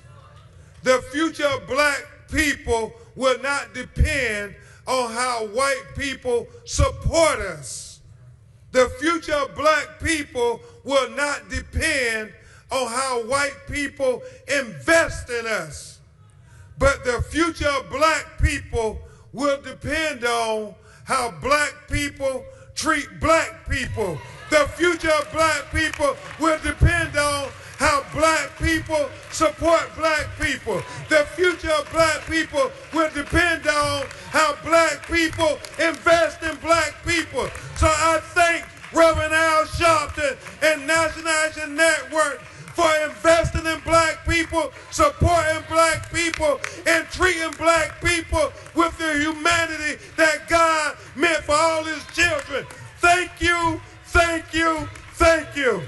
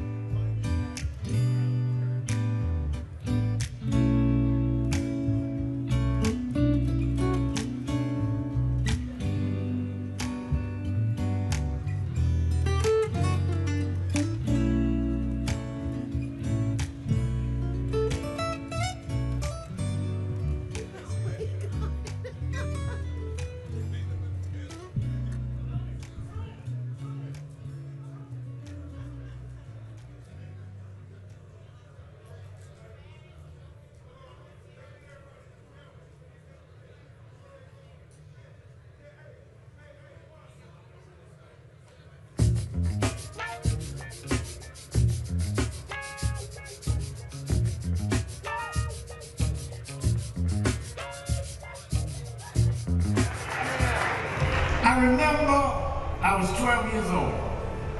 I was a boy preacher in the Church of God in Christ. Bishop Sheard knew my bishop, Bishop Washington. Bishop Washington, my mother was concerned I was getting into politics. They brought us to Reverend William Jones. His daughter's traveling with us. And Reverend Jones introduced me to Jesse Jackson. I became his youth director in New York at 13. I liked Reverend Jackson because he was a little hipper than the older preachers. He was 27, I was 13 by the time I became youth director. So he was like a father figure to me. When I got about 40, he said, quit calling me father, call me big brother. We went to the car center, and James Meeks and Jesse Jr. and I had dinner with him that night. And that's where he said to Al, Meeks, Jesse Jr., y'all are my disciples. And we said disciples. And for years we joked each other. I'd come in the room and Junior said, here's disciple number one. What discipleship meant, you carried for the vision. The next day, he took me on the ferry to Goree Island, Mrs. Jackson. On Goree Island, he showed me where the slave camps were. And I'll never forget, he said, Al, you see what that artifact is? I said, what's that? He said, they call it the door of no return. When you go through that door, you either made it to America to slavery, or you died in the Atlantic. The door of no return. But I talked to him about 3 years ago.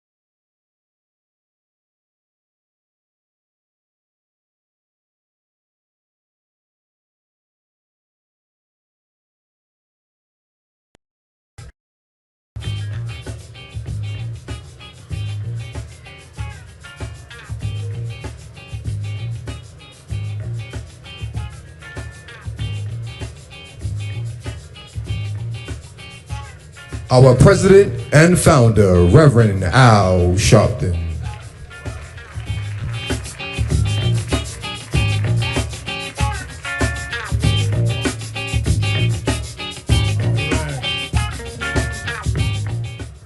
Everybody take your seats.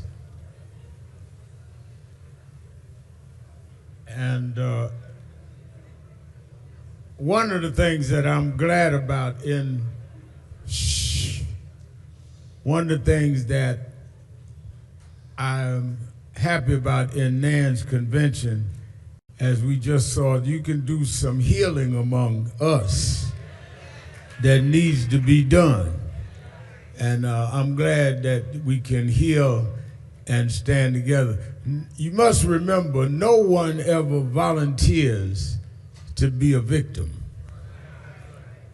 And one of the reasons that National Action Network has been effective is that we will go and deal with people that others wouldn't touch.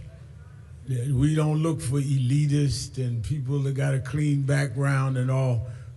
Regular people are the ones that are victimized, and they bring whatever baggage they bring with them. All of us got something in us. Everybody in this room, something wrong with you. And if you think nothing is wrong with you, that's what's wrong with you.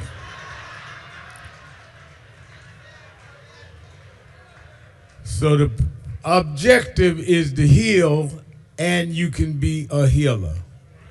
I want to have 3 conversations that I'm going to ask questions that I want you to be attentive of.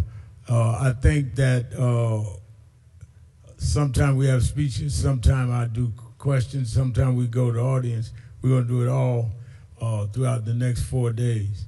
But before I bring out my first guest, I want, behind him will be the congressman from Texas who stood up to Mr. Trump during the State of the Union, Congressman Al Green.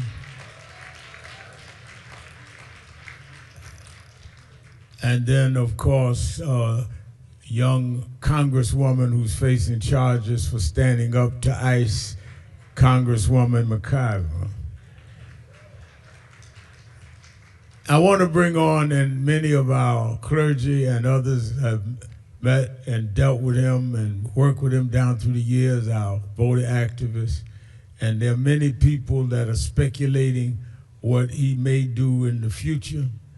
But I want to talk about what is going on right now. Everybody talking about who may run for president. I want to first know what their vision is now and what they're doing now. So I've invited all of the people that could run if they decide, or maybe not, to tell me and you what they would do, and particularly in areas of interest to us. So the first one that said, I would love to come and just talk about what I'm doing and how I see where we are in this country. And I want to bring him first, since he was one that respected us so. He is the governor of Pennsylvania, 48th governor of Pennsylvania, former attorney general in Pennsylvania, and he spent years on the front line fighting about the right to vote. May you welcome to the stage the Governor Josh Shapiro.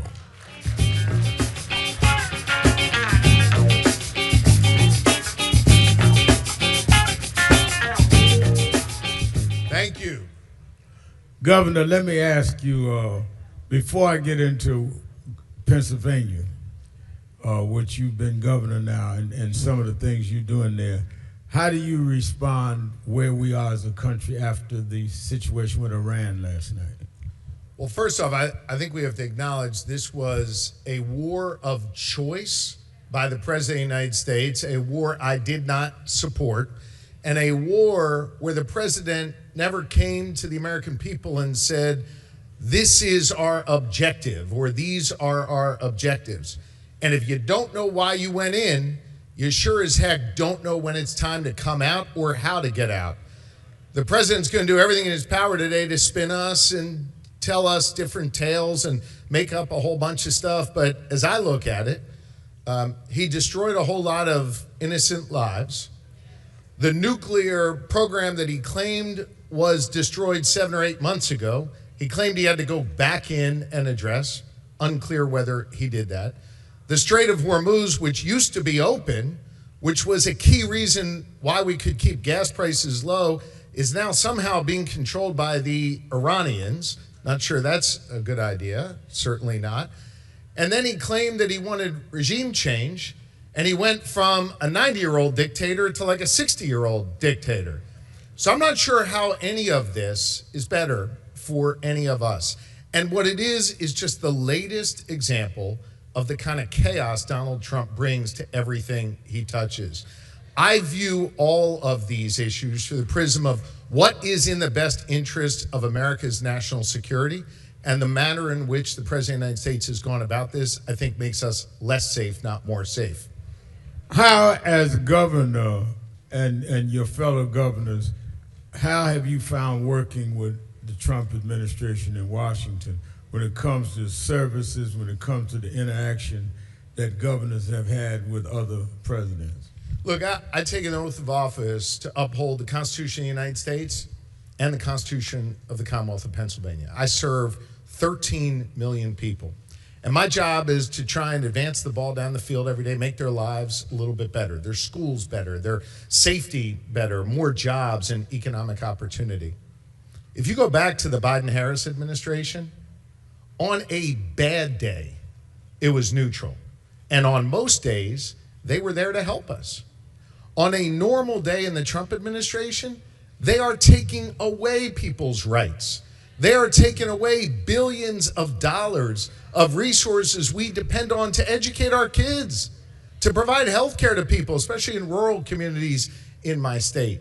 I have had to sue this president as governor 23 times. By the way, I've never lost, and we've recovered billions of dollars of funds that they've taken away.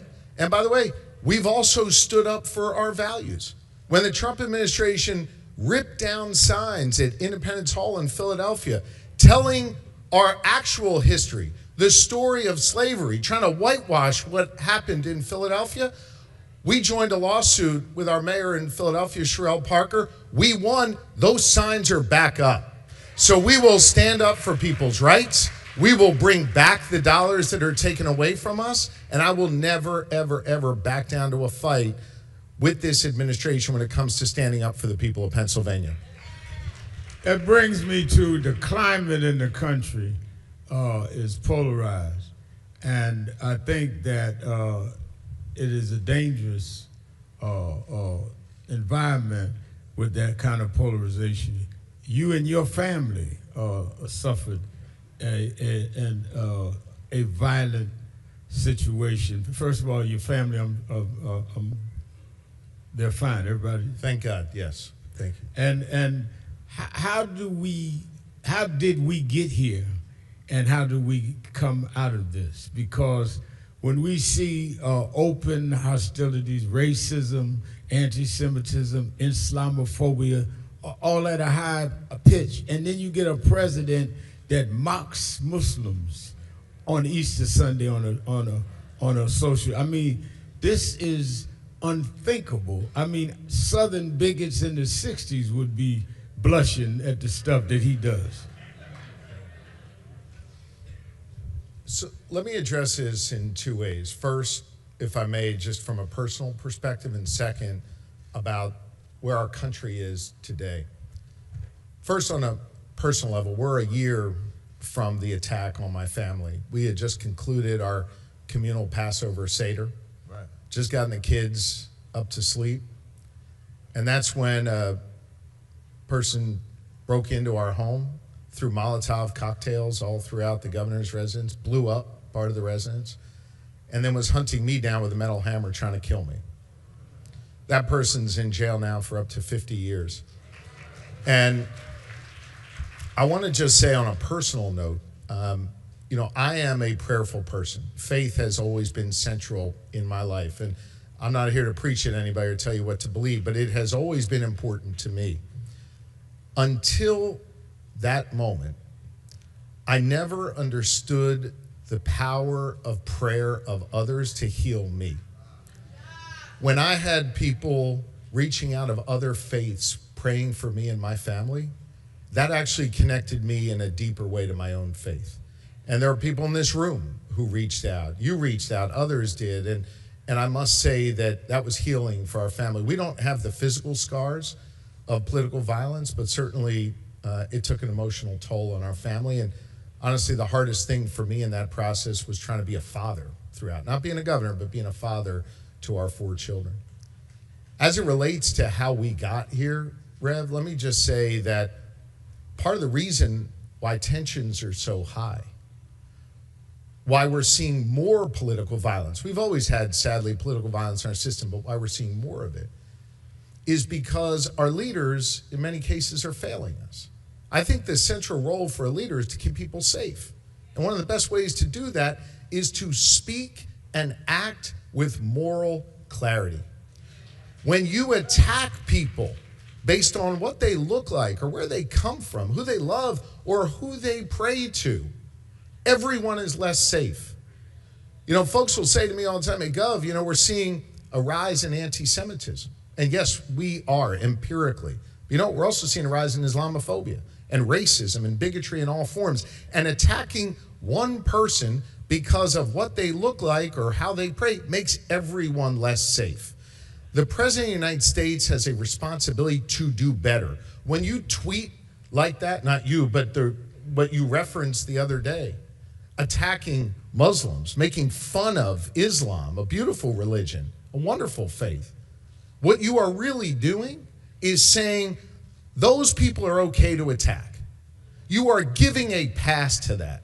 And when you give a pass to that, everyone is less safe. There's more chaos. There's more cruelty in our world. We should have a president of the United States, even if we disagree on healthcare policy or tax policy or whatever, we should at least at baseline have an honorable president of the United States. We do not have that right now. You have a motto, GSD, get stuff done. We say GSD in Harlem, but we use the S a little differently. Yeah. But anyway. In Philly, I use a different S word, too. That's right. We got a few people from Philly here, obviously. There you go. So everybody from Pennsylvania, stand up. Oh, yeah, we go. have a lot of Pennsylvania in the house. All right, all right. That's my church. How about that? Pastor Mitchell.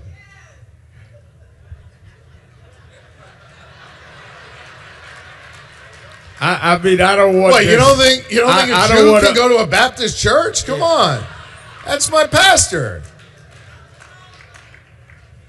All right, if you say so, that's fine. Explain to me what GSD is, and let me come straight at it. What are you getting done in Pennsylvania? Look, GSD is get stuff done. My whole reason for being in this business is that I believe government can be a force for good in people's lives. I was also raised to understand that I have a responsibility to others. My mom, a Philadelphia school teacher, my dad, the local pediatrician, the local baby doc. And my faith teaches me to serve. Part of my scripture teaches me that no one is required to complete the task, but neither are we free to refrain from it. And I think in many ways that's universal. It means each of us has a responsibility to get off the sidelines, get in the game, and to do our part. So to me, government has to show tangible difference making in people's lives. Whether I'm in a rural community or I'm in Center City, Philly, or downtown Pittsburgh, folks kind of want the same four things, Rev. They want a good school for their kids and grandkids. They want a safe street for that kid to walk down. They want economic opportunity, which means a job in the neighborhood that they want to live in and a neighborhood they can afford to live in. And then fourth and finally, they may not articulate it this way, but they just want their freedoms and their rights protected. They don't want government reaching in and telling them what books their kids are allowed to read or how they are allowed to vote or whether, RFK is going to make healthcare decisions for their kids. I want to make healthcare decisions for my kids. And so that GSD mentality is how we approach it. It's why we completely changed the way we fund our public schools, not only increase funding by 30%, but for the first time ever, we drive those dollars out to schools that have been historically disadvantaged. It's a reason why, yes, we've invested in hiring 2,000 more police officers in Pennsylvania, but also $886 million in church groups and civic groups and other organizations working on violence prevention. And violent crime is down 13%. Fatal gun violence is down 43% in Pennsylvania.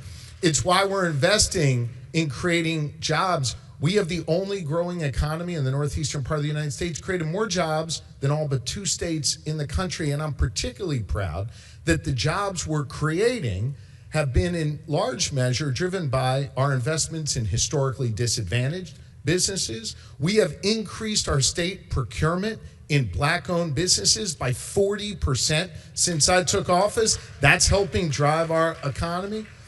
And at the end of the day, we're also treating everyone with respect. We believe everyone deserves opportunity. The federal government is saying certain people don't count. We're putting everybody at the table and lifting up everybody and giving more people an opportunity to succeed. That's what GSD is, the freedom to chart your own course and the opportunity to succeed. Now, let me push you on that, because that's part of what National Action Network is about. When you talk about small businesses, clearly we need a lot of social programming, but we also need the ability to be able to do business. Our people in the financial industries, investment, people in private business. How are you working? You alluded to it, but give me a little detail on how you're working with small businesses and even larger businesses that have been excluded. I don't think we're asking for a favor. We're asking to stop the disfavor. It actually goes back to my campaign for governor. It was a priority to make sure that the entity with the most powerful purchasing power in Pennsylvania, the state government, did a better job of giving more people opportunities. It came up when I was interviewing folks to be my lieutenant governor. And I'm proud of the fact that I chose Austin Davis, who was a young state representative at the time and is now our Commonwealth's first black lieutenant governor. And by the way, he always tells me the youngest lieutenant governor in the country. He always rubs that in my face. But we both shared that priority. And then when it was time to govern, the first thing we did was go out to our small businesses, our small diverse businesses, and say, hey, how come you're not competing for this contract or that procurement? And you know what they'd say very honestly? We didn't even know it was happening. And so you would have, historically, government would say, well, we're going to set aside this many contracts for these small diverse businesses. And then they'd never bid on the work.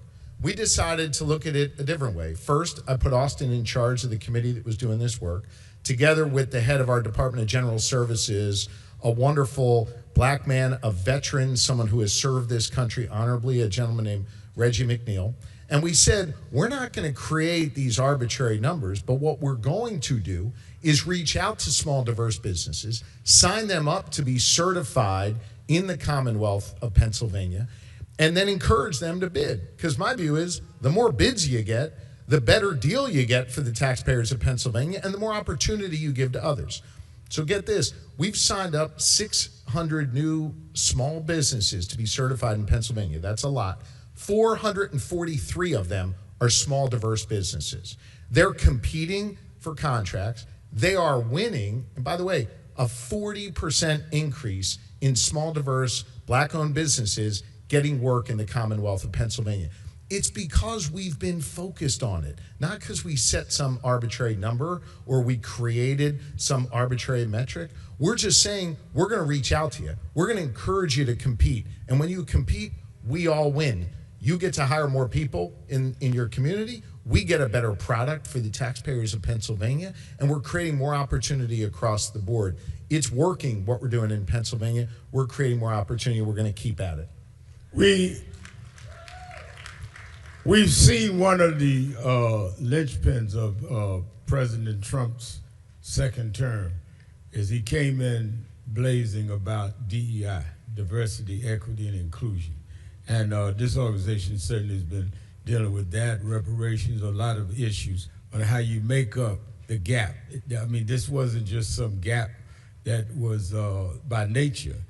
It was structural, legal gap that put certain people behind. Blacks, women, Asians, but blacks from days of slavery on to now, the disparity. If you could address the issue, whether it's called DEI or whatever, but of dealing with making sure that locked out communities are able to be part of the process and try to equalize the disadvantages, what would that be? I refuse to let any Pennsylvanian be scapegoated because of what they look like or how they worship or where they come from. I refuse to allow that to happen. We believe diversity is our strength in the Commonwealth. We continue to have an Office of Diversity and Equity and Inclusion. When other states have shuttered them, we continue to do that work. And it's apparent in all of the policies, whether it's driving out billions of dollars to school districts that have historically been left behind, whether it's creating a new a new historically disadvantaged business fund seeded with $60 million to invest in those historically disadvantaged businesses, whether it's trying to right some of the injustices in our criminal justice system by passing sweeping probation reform, by doing double the number of pardons and commutations that my predecessor did 3 years into my term to give people second chances, by making sure that indigent defense is now funded at the state level to ensure that there's more equity and opportunity there, to making sure that the voices I hear when I'm sitting around the table trying to figure out, do we go this way or that way on a particular issue, are diverse voices, and voices that have different lived experiences than me and different perspectives than me. And so it's seeding all of those decisions with those elements of diversity that are critically important to ending up with a better outcome for the people of Pennsylvania. Look, Rev, when I'm sitting behind my desk, I'm looking up at the portraits of those who came before me. The first guy to lead Pennsylvania back in 1682 was a guy named William Penn. He arrived aboard a ship called Welcome on what is now the banks of Chester, Pennsylvania. And he wanted to establish a place that would be, his words, not mine, a model to the nations, a place that would be welcoming for people of all faiths, of all different walks of life. And now, 300 plus years later, it's my responsibility to carry that forward. Now, I want to be clear about something. William Penn never imagined a guy who worships like me serving as governor. And he probably never imagined me sitting in a room full of folks who look like you being integral parts of our politics. I get that. But I do think what he set in motion, I have a responsibility to carry forward, to build a place that will be welcoming for all. What the President of the United States doesn't understand is when you try to shut certain people out, you make us all less safe, you make the American economy less competitive, and I think you make America less of a beacon of freedom and hope and opportunity to the world. And all three of those things are dangerous, and that's why we've got to reverse what this president is doing.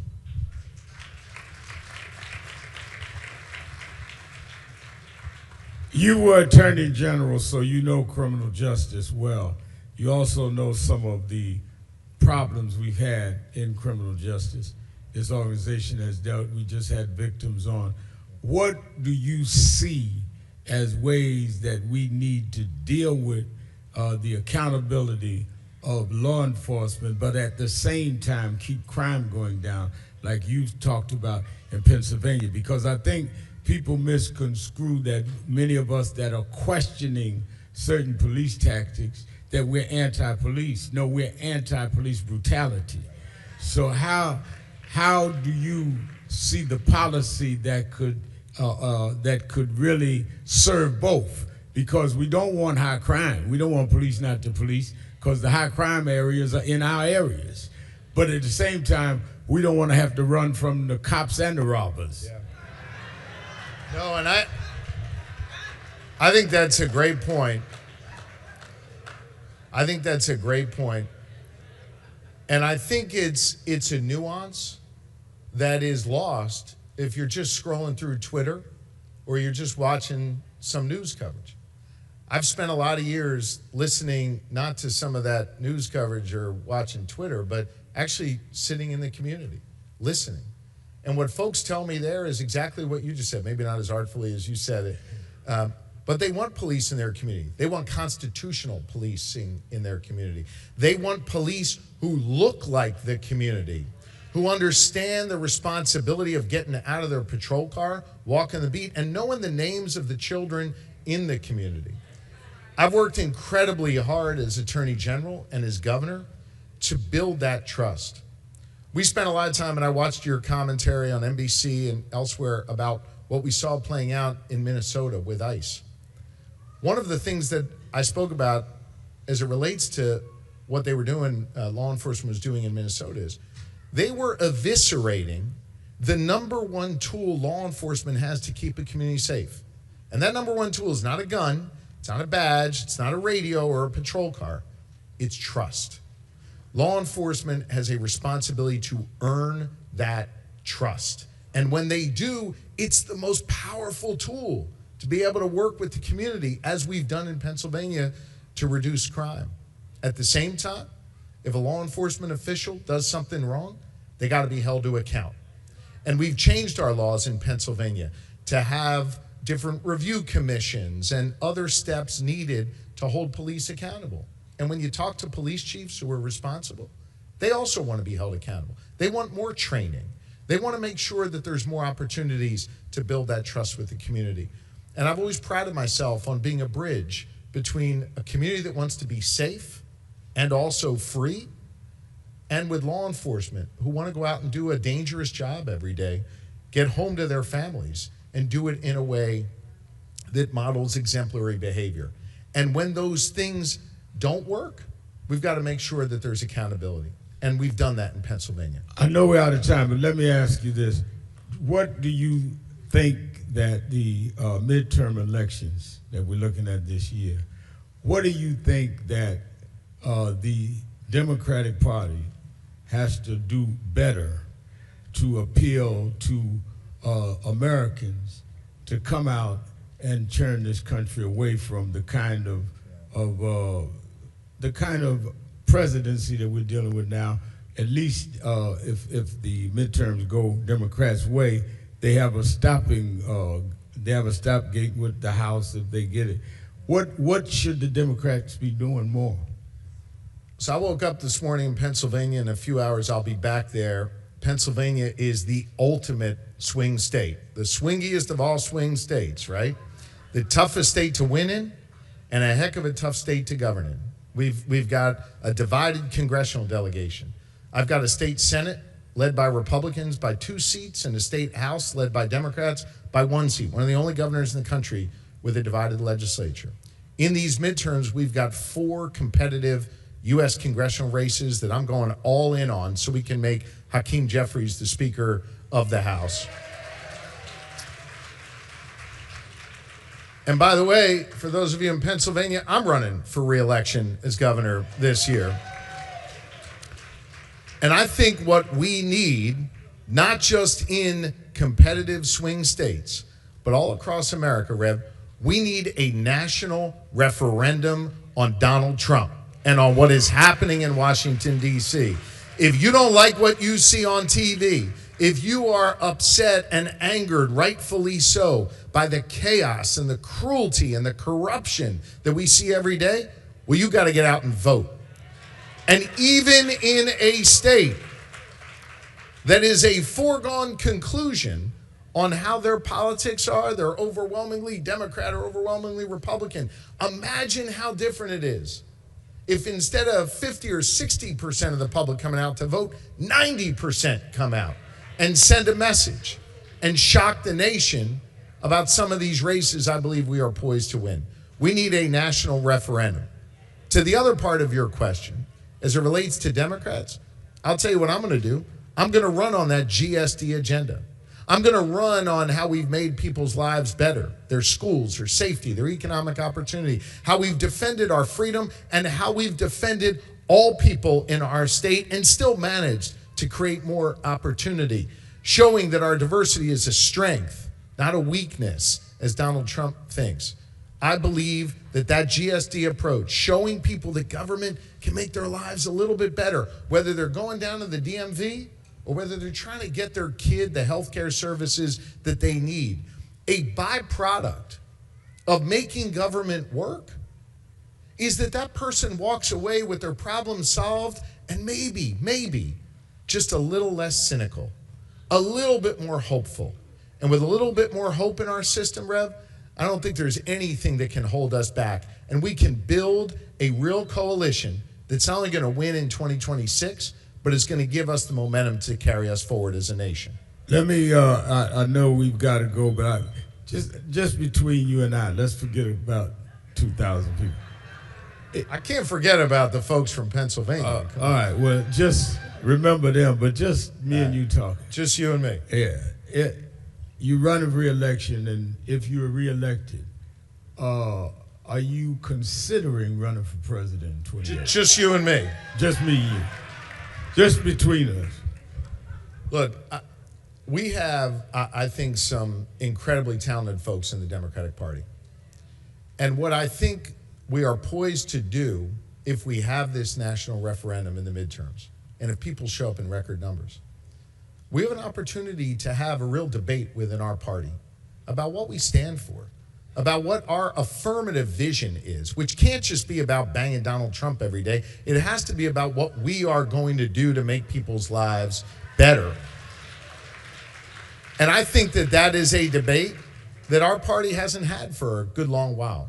And that debate is not only going to help the Democratic Party, I think it's going to be healthy for this country. And what I can tell you for sure is that I want to be a part of that debate. Bring the common sense sensibility of what we do in Pennsylvania to that conversation. As to who's a candidate at the end of the day, that's for another day. But right now, what is critically important is that we have this national referendum in the midterms, and then we have an honest conversation as a party and as a country about what direction we want to go.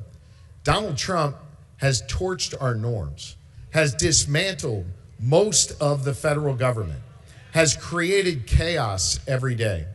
What we need to do is not rebuild what was broken down, but build something better. And the way you do that is through calm, through strength, through real dialogue, even with people you don't agree with on every issue, and doing what we do in Pennsylvania every day, which is to find common ground and a path forward. And I'll be a part of that conversation. Let me say this. In 2020, we challenged the Democratic candidates to debate in Harlem. For the first time, I got them to debate at the Apollo Theater, and they had me ask the first question because I convened it. Then in 2004, I ran. In 2008, we had all the candidates here, Obama and every. So this has been a quarter of a century of bringing people forward. What I just heard you say, and maybe I didn't get it right, is that you think that you want to be possibly part of our National Action Network 2028 Democratic presidential debate. I don't know that I said that. But you didn't deny it either. I don't know that I said that. Here's what I will say. You didn't deny it.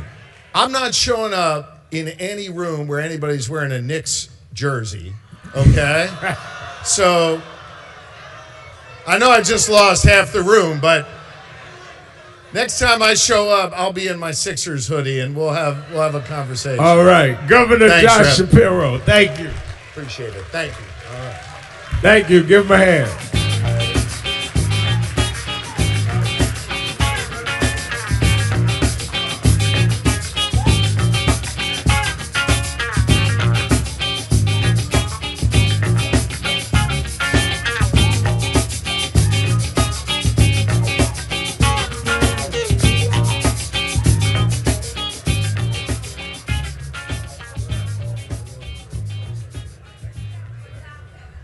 All right, keep your seats.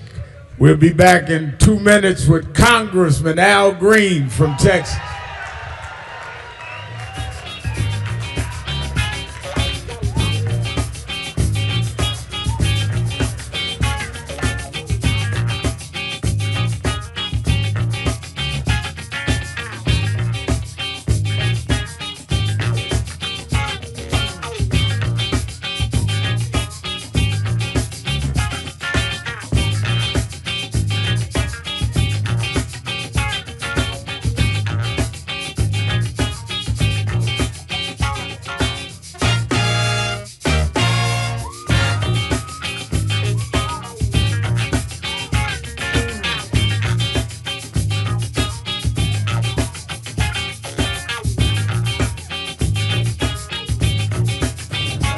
that is extremely important about the funding. But I also want to add how they're changing what can be taught.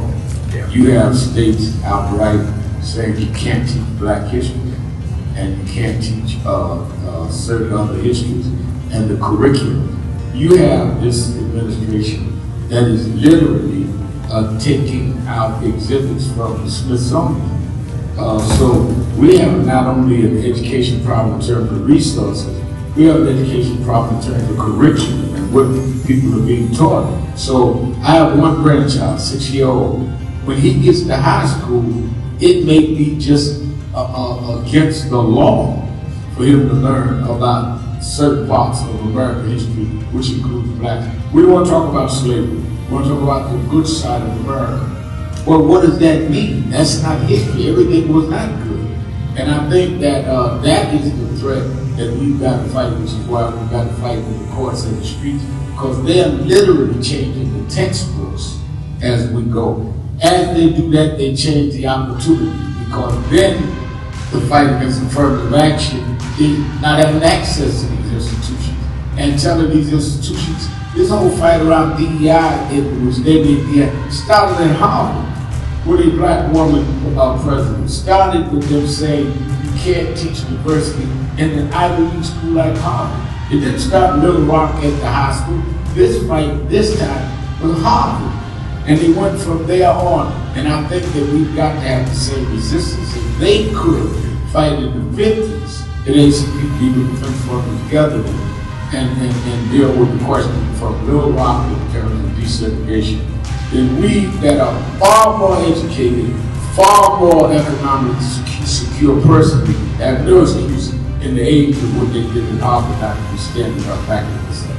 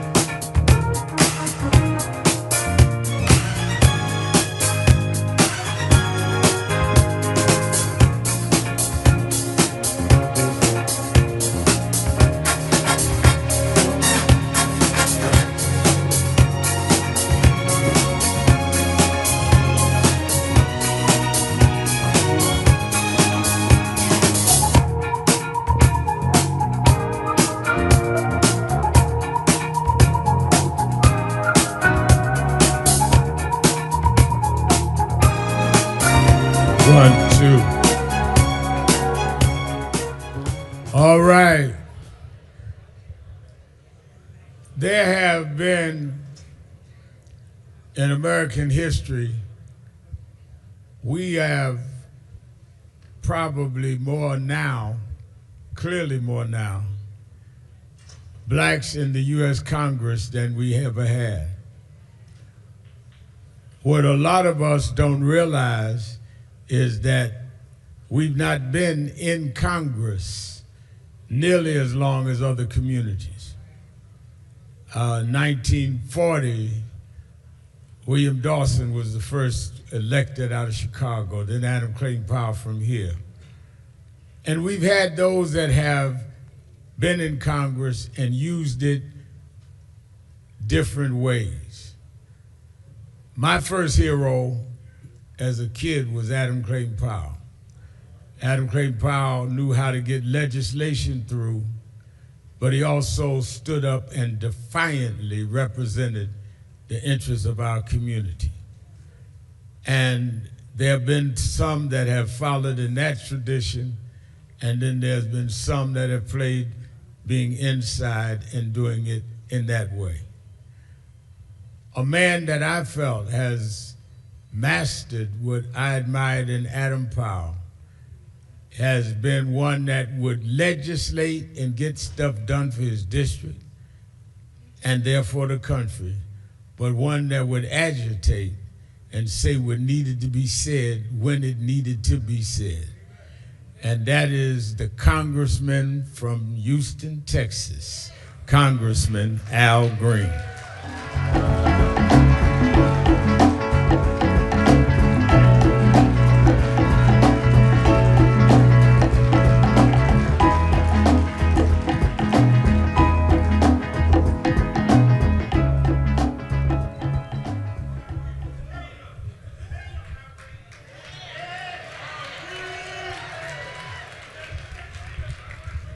Well, you got one or two fans here, see. It's an honor to be with you, Reverend, and it's always an honor to be with your constituency.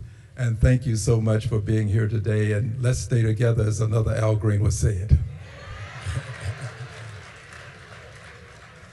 You know, earlier in your political career, people would say, Al Green, I thought they was talking about the singer.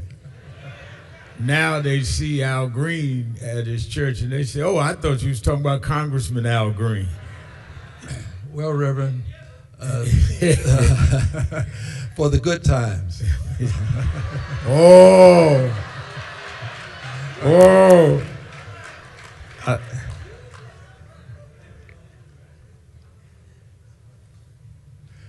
Well, Reverend, thank you for inviting me. I'm looking forward to the Q&A, but I'd like to, if I may, just say that your presence has made a great difference in the lives of many people. And I don't know that we'll ever be able to thank you enough, but I would just ask that since I'm here today, and I would like to thank you, would you join me in thanking the Reverend for all that he's done? Some of you might want to give him a real big New York expression of appreciation for what he does and continues to do. Thank you, Reverend. Thank you. Love you back. Thank you very much. Let me, I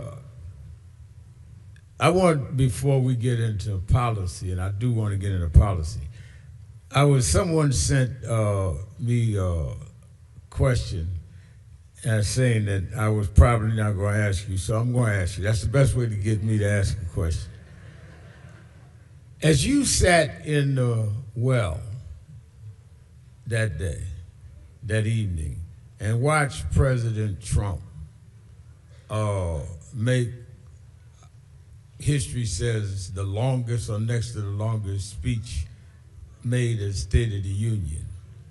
And it was done in the height of the ICE killings in Houston, killing of DEI and all. What was going through your mind that made you take the stand you made, knowing you were going to be denounced, because you'd been censored or attempted to be censored the last time, knowing there was going to be punishment, knowing you might be bodily removed, what you were, but what made you stand up and do what you had to do? I mean, you'd already made a national reputation. You didn't need to do anything. You were going to be on the talk shows anyway. What was going through Al Green's mind? Well, Reverend, thank you for the question. The first time was spontaneity. He was talking about how he was going to use his mandate. And of course I said, you don't have a mandate to cut Medicaid, Medicare, Social Security. But the second time was not with spontaneity, it was with intentionality. I went there the second time to confront the president. And I wanted to confront the president. I wanted him to know that he demeaned all people of color when he decided that he would portray a former president of the United States of America and a former first lady as apes. So I went there to confront him. And Reverend, I have my confrontation here. May I just display it? Yeah. That's your what? This is what I confronted the president with. And some of you have seen this, but it was important for him to know that black people are not apes. So I wanted to show this to him, and I actually did. And then my colleagues became very aggressive, and they decided that this was inappropriate as they saw the world. And so I continued with it, and of course I was thrown out again. I can't seem to stay through an entire State of the Union. But I'm gonna work on it, okay? You're working on it, right? Let me ask you this. Not only is his depiction of President and Mrs. Barack Obama as apes, but his policies. Explain what his policies have done to the black community, because I think that we heard a lot of people saying that you know, he's not that bad for blacks, and some people talking about what do we have to lose. Explain as a congressman, senior member of Congress, specifically the impact that we've had in these less than 2 years already under Trump 2. Thank you, Reverend. Let me start with this. We had the House, the Senate, and the presidency, and we did not do what we should have done, which was pass George Floyd Justice and Policing, pass John Lewis Voting Rights Advancement Act. Those were two things that we should have passed, but we did not. And when we did not do these things, I think we left the door open for him to then come back into office. I think that they would have made a difference had we passed those two things. And his coming back to office brought with him the immediate notion that diversity, equity, and inclusion was somehow invidious discrimination against people who were Anglos. And he has gone out of his way, Reverend, to destroy the whole concept of inclusion. And quite frankly, he started with a collision between an airplane and a helicopter, and immediately said this was DEI without any investigation.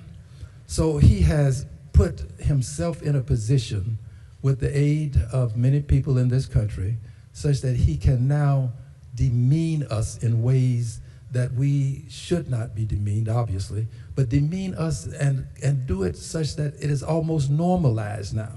There is a normalization of invidious discrimination against people of color. He promoted this. He promulgates this. And when he does this, it then spills over into the workplace. There are people who have reported to me that the atmosphere at their job has changed immensely, that people are not as respectful as they used to be, that people are saying things that they shouldn't say. He has made it somewhat difficult for us to have normal lives in this country. And he's going beyond that now. He seems to believe that for whatever reasons, he can roll back the hands of time. There seems to be this effort, Reverend, to push us back to a time when we were no longer persons who were to be respected as human beings, but to be respected as servants. We are not here to serve him. We are here to serve each other, but we have to make it clear that we will not allow the hands of time to be rolled back. We're going to stand our ground. We're going to fight. We're going to protest. We will litigate when we have to, negotiate when allowed to, but never give up the right to protest, because we are not going back. What are the critical legislative agendas that you want to see as the priority in this midterm election? Because too often we've reduced politics now to personality and who looks a certain way, or who's older or younger, or who's this or that. What are the priorities that you see that we ought to policy-wise drive voters out in this midterm election? I'm going to start with the most important thing first.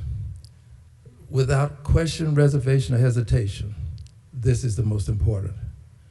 In this country, people of color, especially black people, have difficulty acquiring bootstraps. Bootstraps are found in banks. We have difficulty acquiring the capitalization necessary to start businesses, to get homes, borrowing money. I served as the chairperson of Oversight and Investigations for the Financial Services Subcommittee. And as such, we had the big banks to come in, the big insurance companies. And we found that invidious discrimination exists in lending as it relates to black people. How do you know? Well, you do something called testing. You send out 3 people with an African American who is more qualified than the others. And if that person does not get a loan, then we know that there's a problem. But many times the African American would have to pay more in points, have terms that were more onerous, and get less money. Now these are things that we can validate. Well, we have legislation to deal with that under the leadership of the Honorable Maxine Waters, who is the chairperson. And by the way, we'll be the chairperson again when we take back the House. Under her leadership, we had a piece of legislation, H.R. 166, fair lending for all. Currently, if you defraud the bank, you can go to prison and you can be fined up to $1 million. But if the bank defrauds you, denies you a loan that you're entitled to, there's not a similar remedy. Well, we made it a crime to discriminate in lending. A crime to discriminate in lending. And it passed the House of Representatives.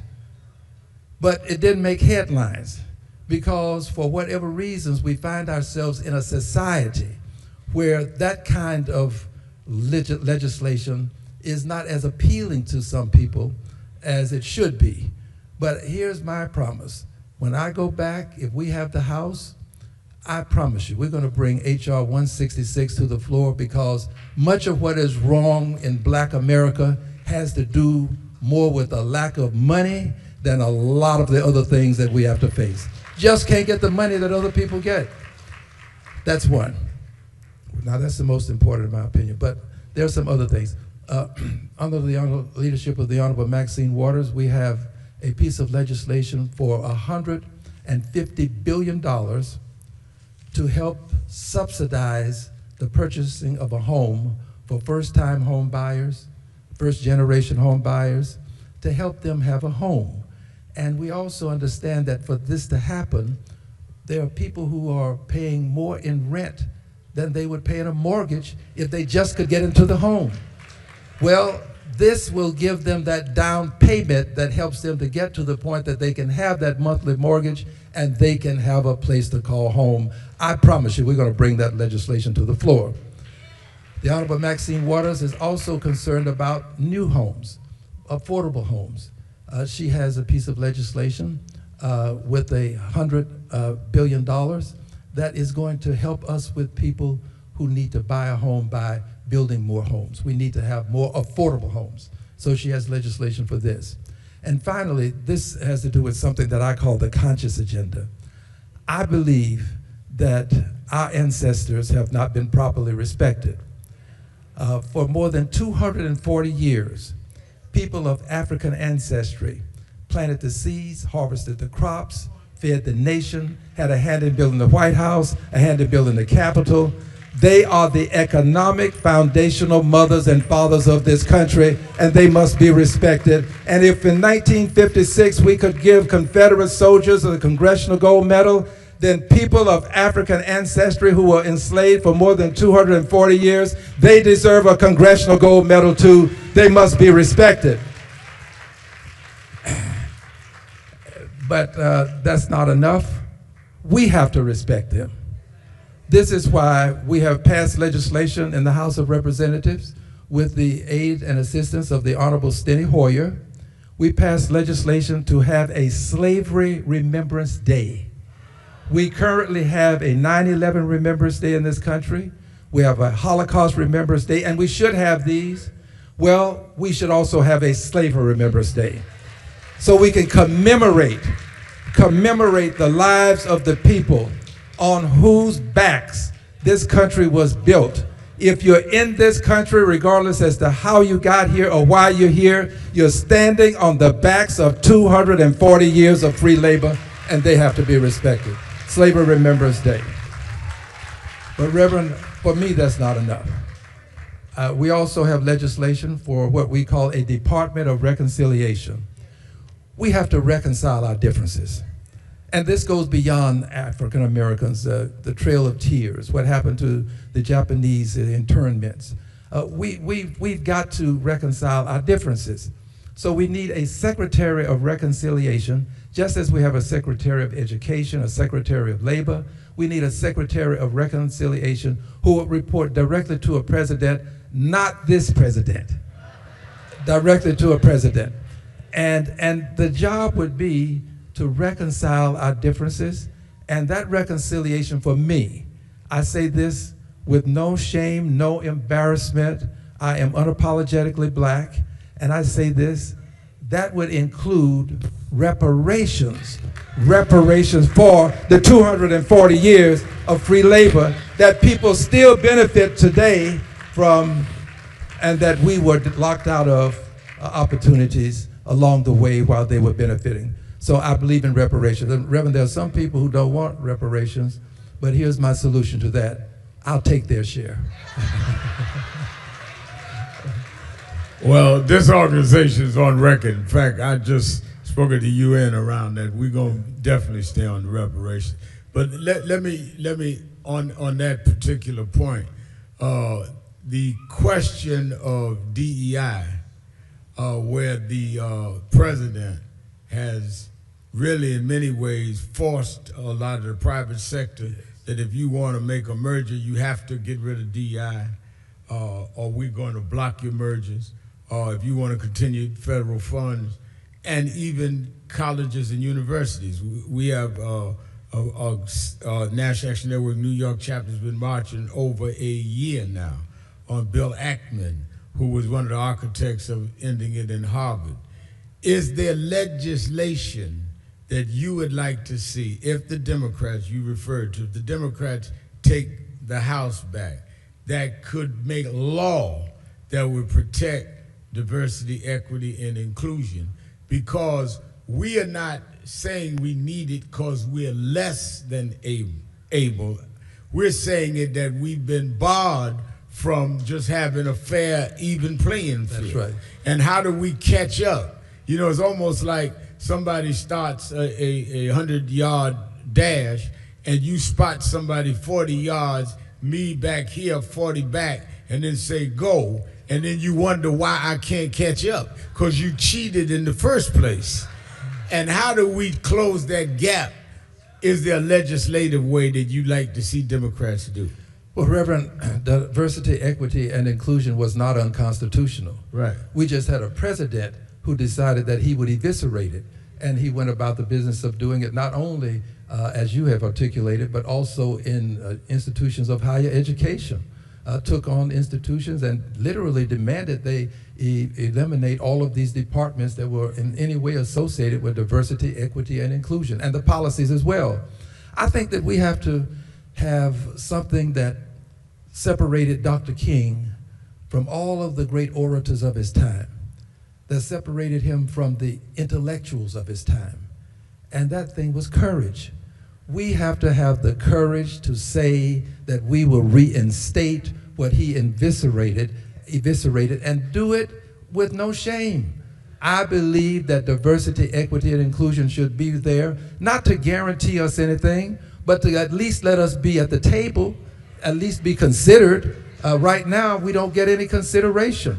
And if you probably have noticed that there's this movement afoot now in the National Football League to take away the notion that you just have a person of color in the pool of candidates. You don't have to select them. Well, I think that we go back. And the Honorable Joyce Beatty is a person who was championing that DEI. So I want to give her full credit along with the Honorable Maxine Waters. I think we go back to that, but I think we can go beyond that. I believe, Reverend, that and I believe this will happen, you will have one from your state as a Speaker of the House of Representatives. And when he becomes Speaker of the House, he's a bold brother. I believe that we can go so far as to decide that we will pass the legislation that I talked about, H.R. 166, deal with the DEI question, but also, Reverend, make it very clear to people that we have these obligations because when the land was free, all you had to do was squat and you could have it. When the people came back from the war and there was a GI Bill, all you had to do was be a GI and you could get loans, and we didn't get those loans as readily as other people. I think we have to decide that we are going to move forward on the reparations question. I don't think this is something that we should put off to some distant point in time when we think we'll have the best opportunity. The best opportunity is when we have 218 votes in the House of Representatives. And let's move forward with reparations. Let's move forward with it. Absolutely. And I might add that he had advocated this for some time. He had me speak at the caucus weekend one year about that. He had a whole committee on that. And like I said, we just did, Ben Crump and I just spoke at the UN on this. Let me bring you to another issue. Our voting rights. Yes.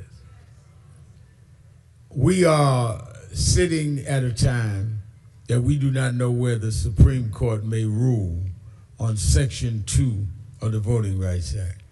The Supreme Court in the past has already weakened Section 7 and 8. And I remember sitting in the courtroom in the hearing in the Supreme Court. I was sitting there, John Lewis, Reverend Jesse Jackson, and I all together. And John Lewis and Jesse gone now. And here we're sitting with the possibility that they will take out the last of the Voting Rights Act in our generation. That's why a lot of this bickering and arguing with each other, they're dismantling everything that the generation ahead of us got us, and we fight each other rather than fighting those that are disenfranchised at all. They've also, in the interim of dealing with the Supreme Court, started the redistricting. And the Selma of that, the Selma of today was Texas. They drew lines to pit blacks against blacks to dissipate the strength and seniority of the black community and to weaken us. Explain to us, as one whose district was affected by that, and who is also sees the looming Section 2 debate, the problem, and then as you see a solution, what do we do around the question of voting redistricting and the Voting Rights Act? Well, thank you, Reverend. You're eminently correct about the evisceration of the Voting Rights Act. There's a case in Louisiana before the Supreme Court, and if they rule as people are thinking that they'll rule, we're likely to lose Section 2, which means then that literally a person would have to confess to discriminating before you could have a conviction or judgment against them. I know a thing or two about redistricting in Texas. I do. If there is a person that has had the full sting of it, I'm that person. The president informed the governor of the state of Texas and the attorney general that he wanted 5 seats from Texas to go over to the Republican side from the Democratic side.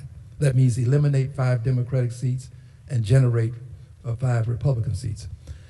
Well, in doing that, in Houston, they decided that they would take the 9th Congressional District, which is the district that I currently represent, and the 18th Congressional District, which is the one that Jackson Lee represented and Sylvester Turner, Mayor Turner, represented, and they would combine them. So 2/3 of the 9th became the 18th, and 1/3 of the old 18th became the new 18th. And as a result, I find myself in an election with a person who is now a member of Congress from the old 18th Congressional District. Very, very sinister behavior on behalf of the governor and the president of the United States of America. They did this. But let me just retreat for a moment and say this. This is not anything new for Texas, Reverend. Texas is a state where they had white primaries. Only white people could vote in the primaries. And there was a doctor in Houston, his name was Lonnie Smith. He challenged the white primaries, took it all the way to the Supreme Court. And the Supreme Court said, Texas, you cannot have all white primaries. Texas said, okay, we're not gonna have all white primaries. Texas decided to have all white pre-primaries. Texas has has a history of this level of invidious discrimination. So it's not anything new, but it is something that is causing us to lose our voting strength, because rather than have 2 African Americans in Houston now, we will only have 1. They have eliminated one seat completely. And we find ourselves in this election to solve this. But here to answer your question about what do we do.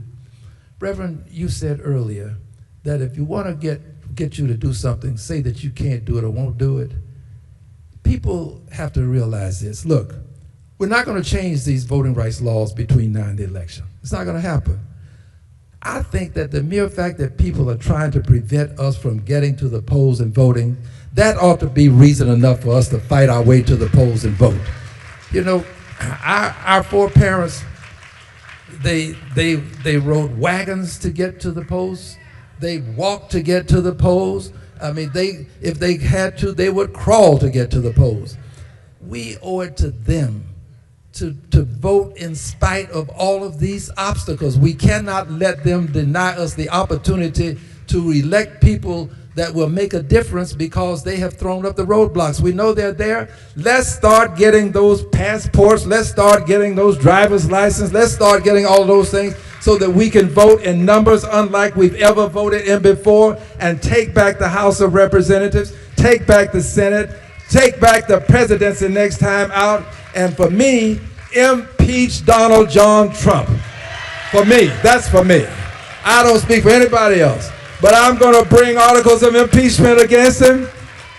I promise you, we cannot allow his transgressions to go unnoticed.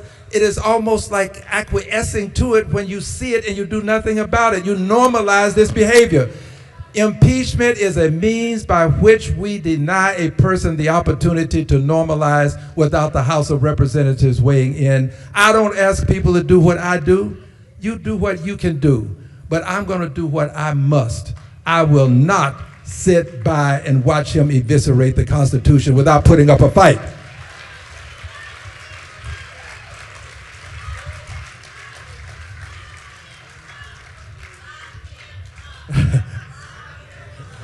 Listen, we're out of time, but I need to ask you. You've been in the Congress. You've been in public service all of your life. And to our young people, we brought students in from our chapters.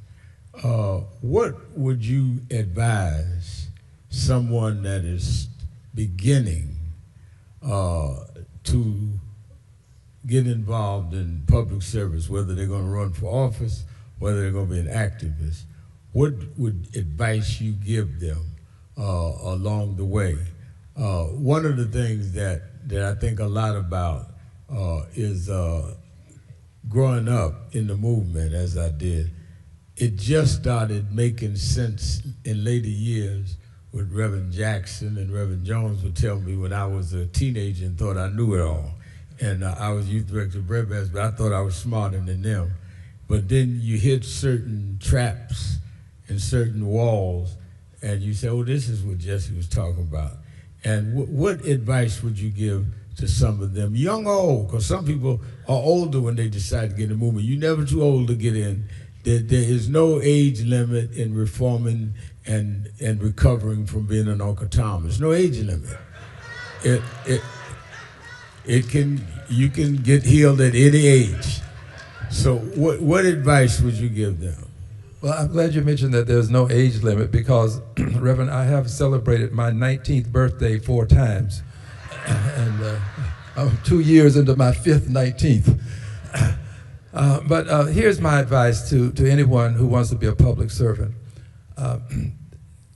Lincoln expressed it best. Government of the people, by the people, for the people. And if you're to have this, I think you have to be among the people.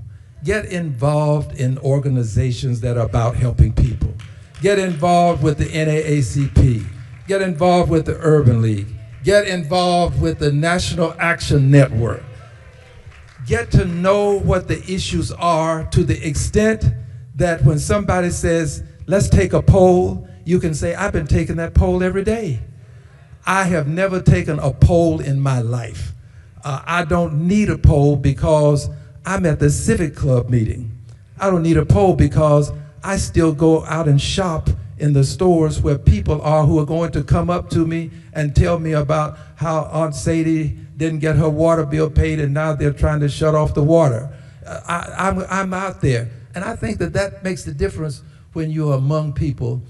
You love them, and they love you. But if you try to do this, you get your degree from some great institution, and then you just show up one day and decide that you want to be a congressman. Well, people are kind of suspect of that. And I don't blame them. I'm suspect of that. I don't want to know that you served in a law firm downtown for 5 years and you've made a lot of money. I want to know, where were you when we had a pothole that had to be repaired? Where were you when we had storm sewage that was overflowing? And where were you when the things that impact people every day needed some assistance? And if you can say, I was there with the NAACP, I was there with the National Action Network or the Urban League, that gives you kudos from me. So I would invite people to just get involved in the community and do this if you can. I say this to all young people in terms of just life itself. Try not to make the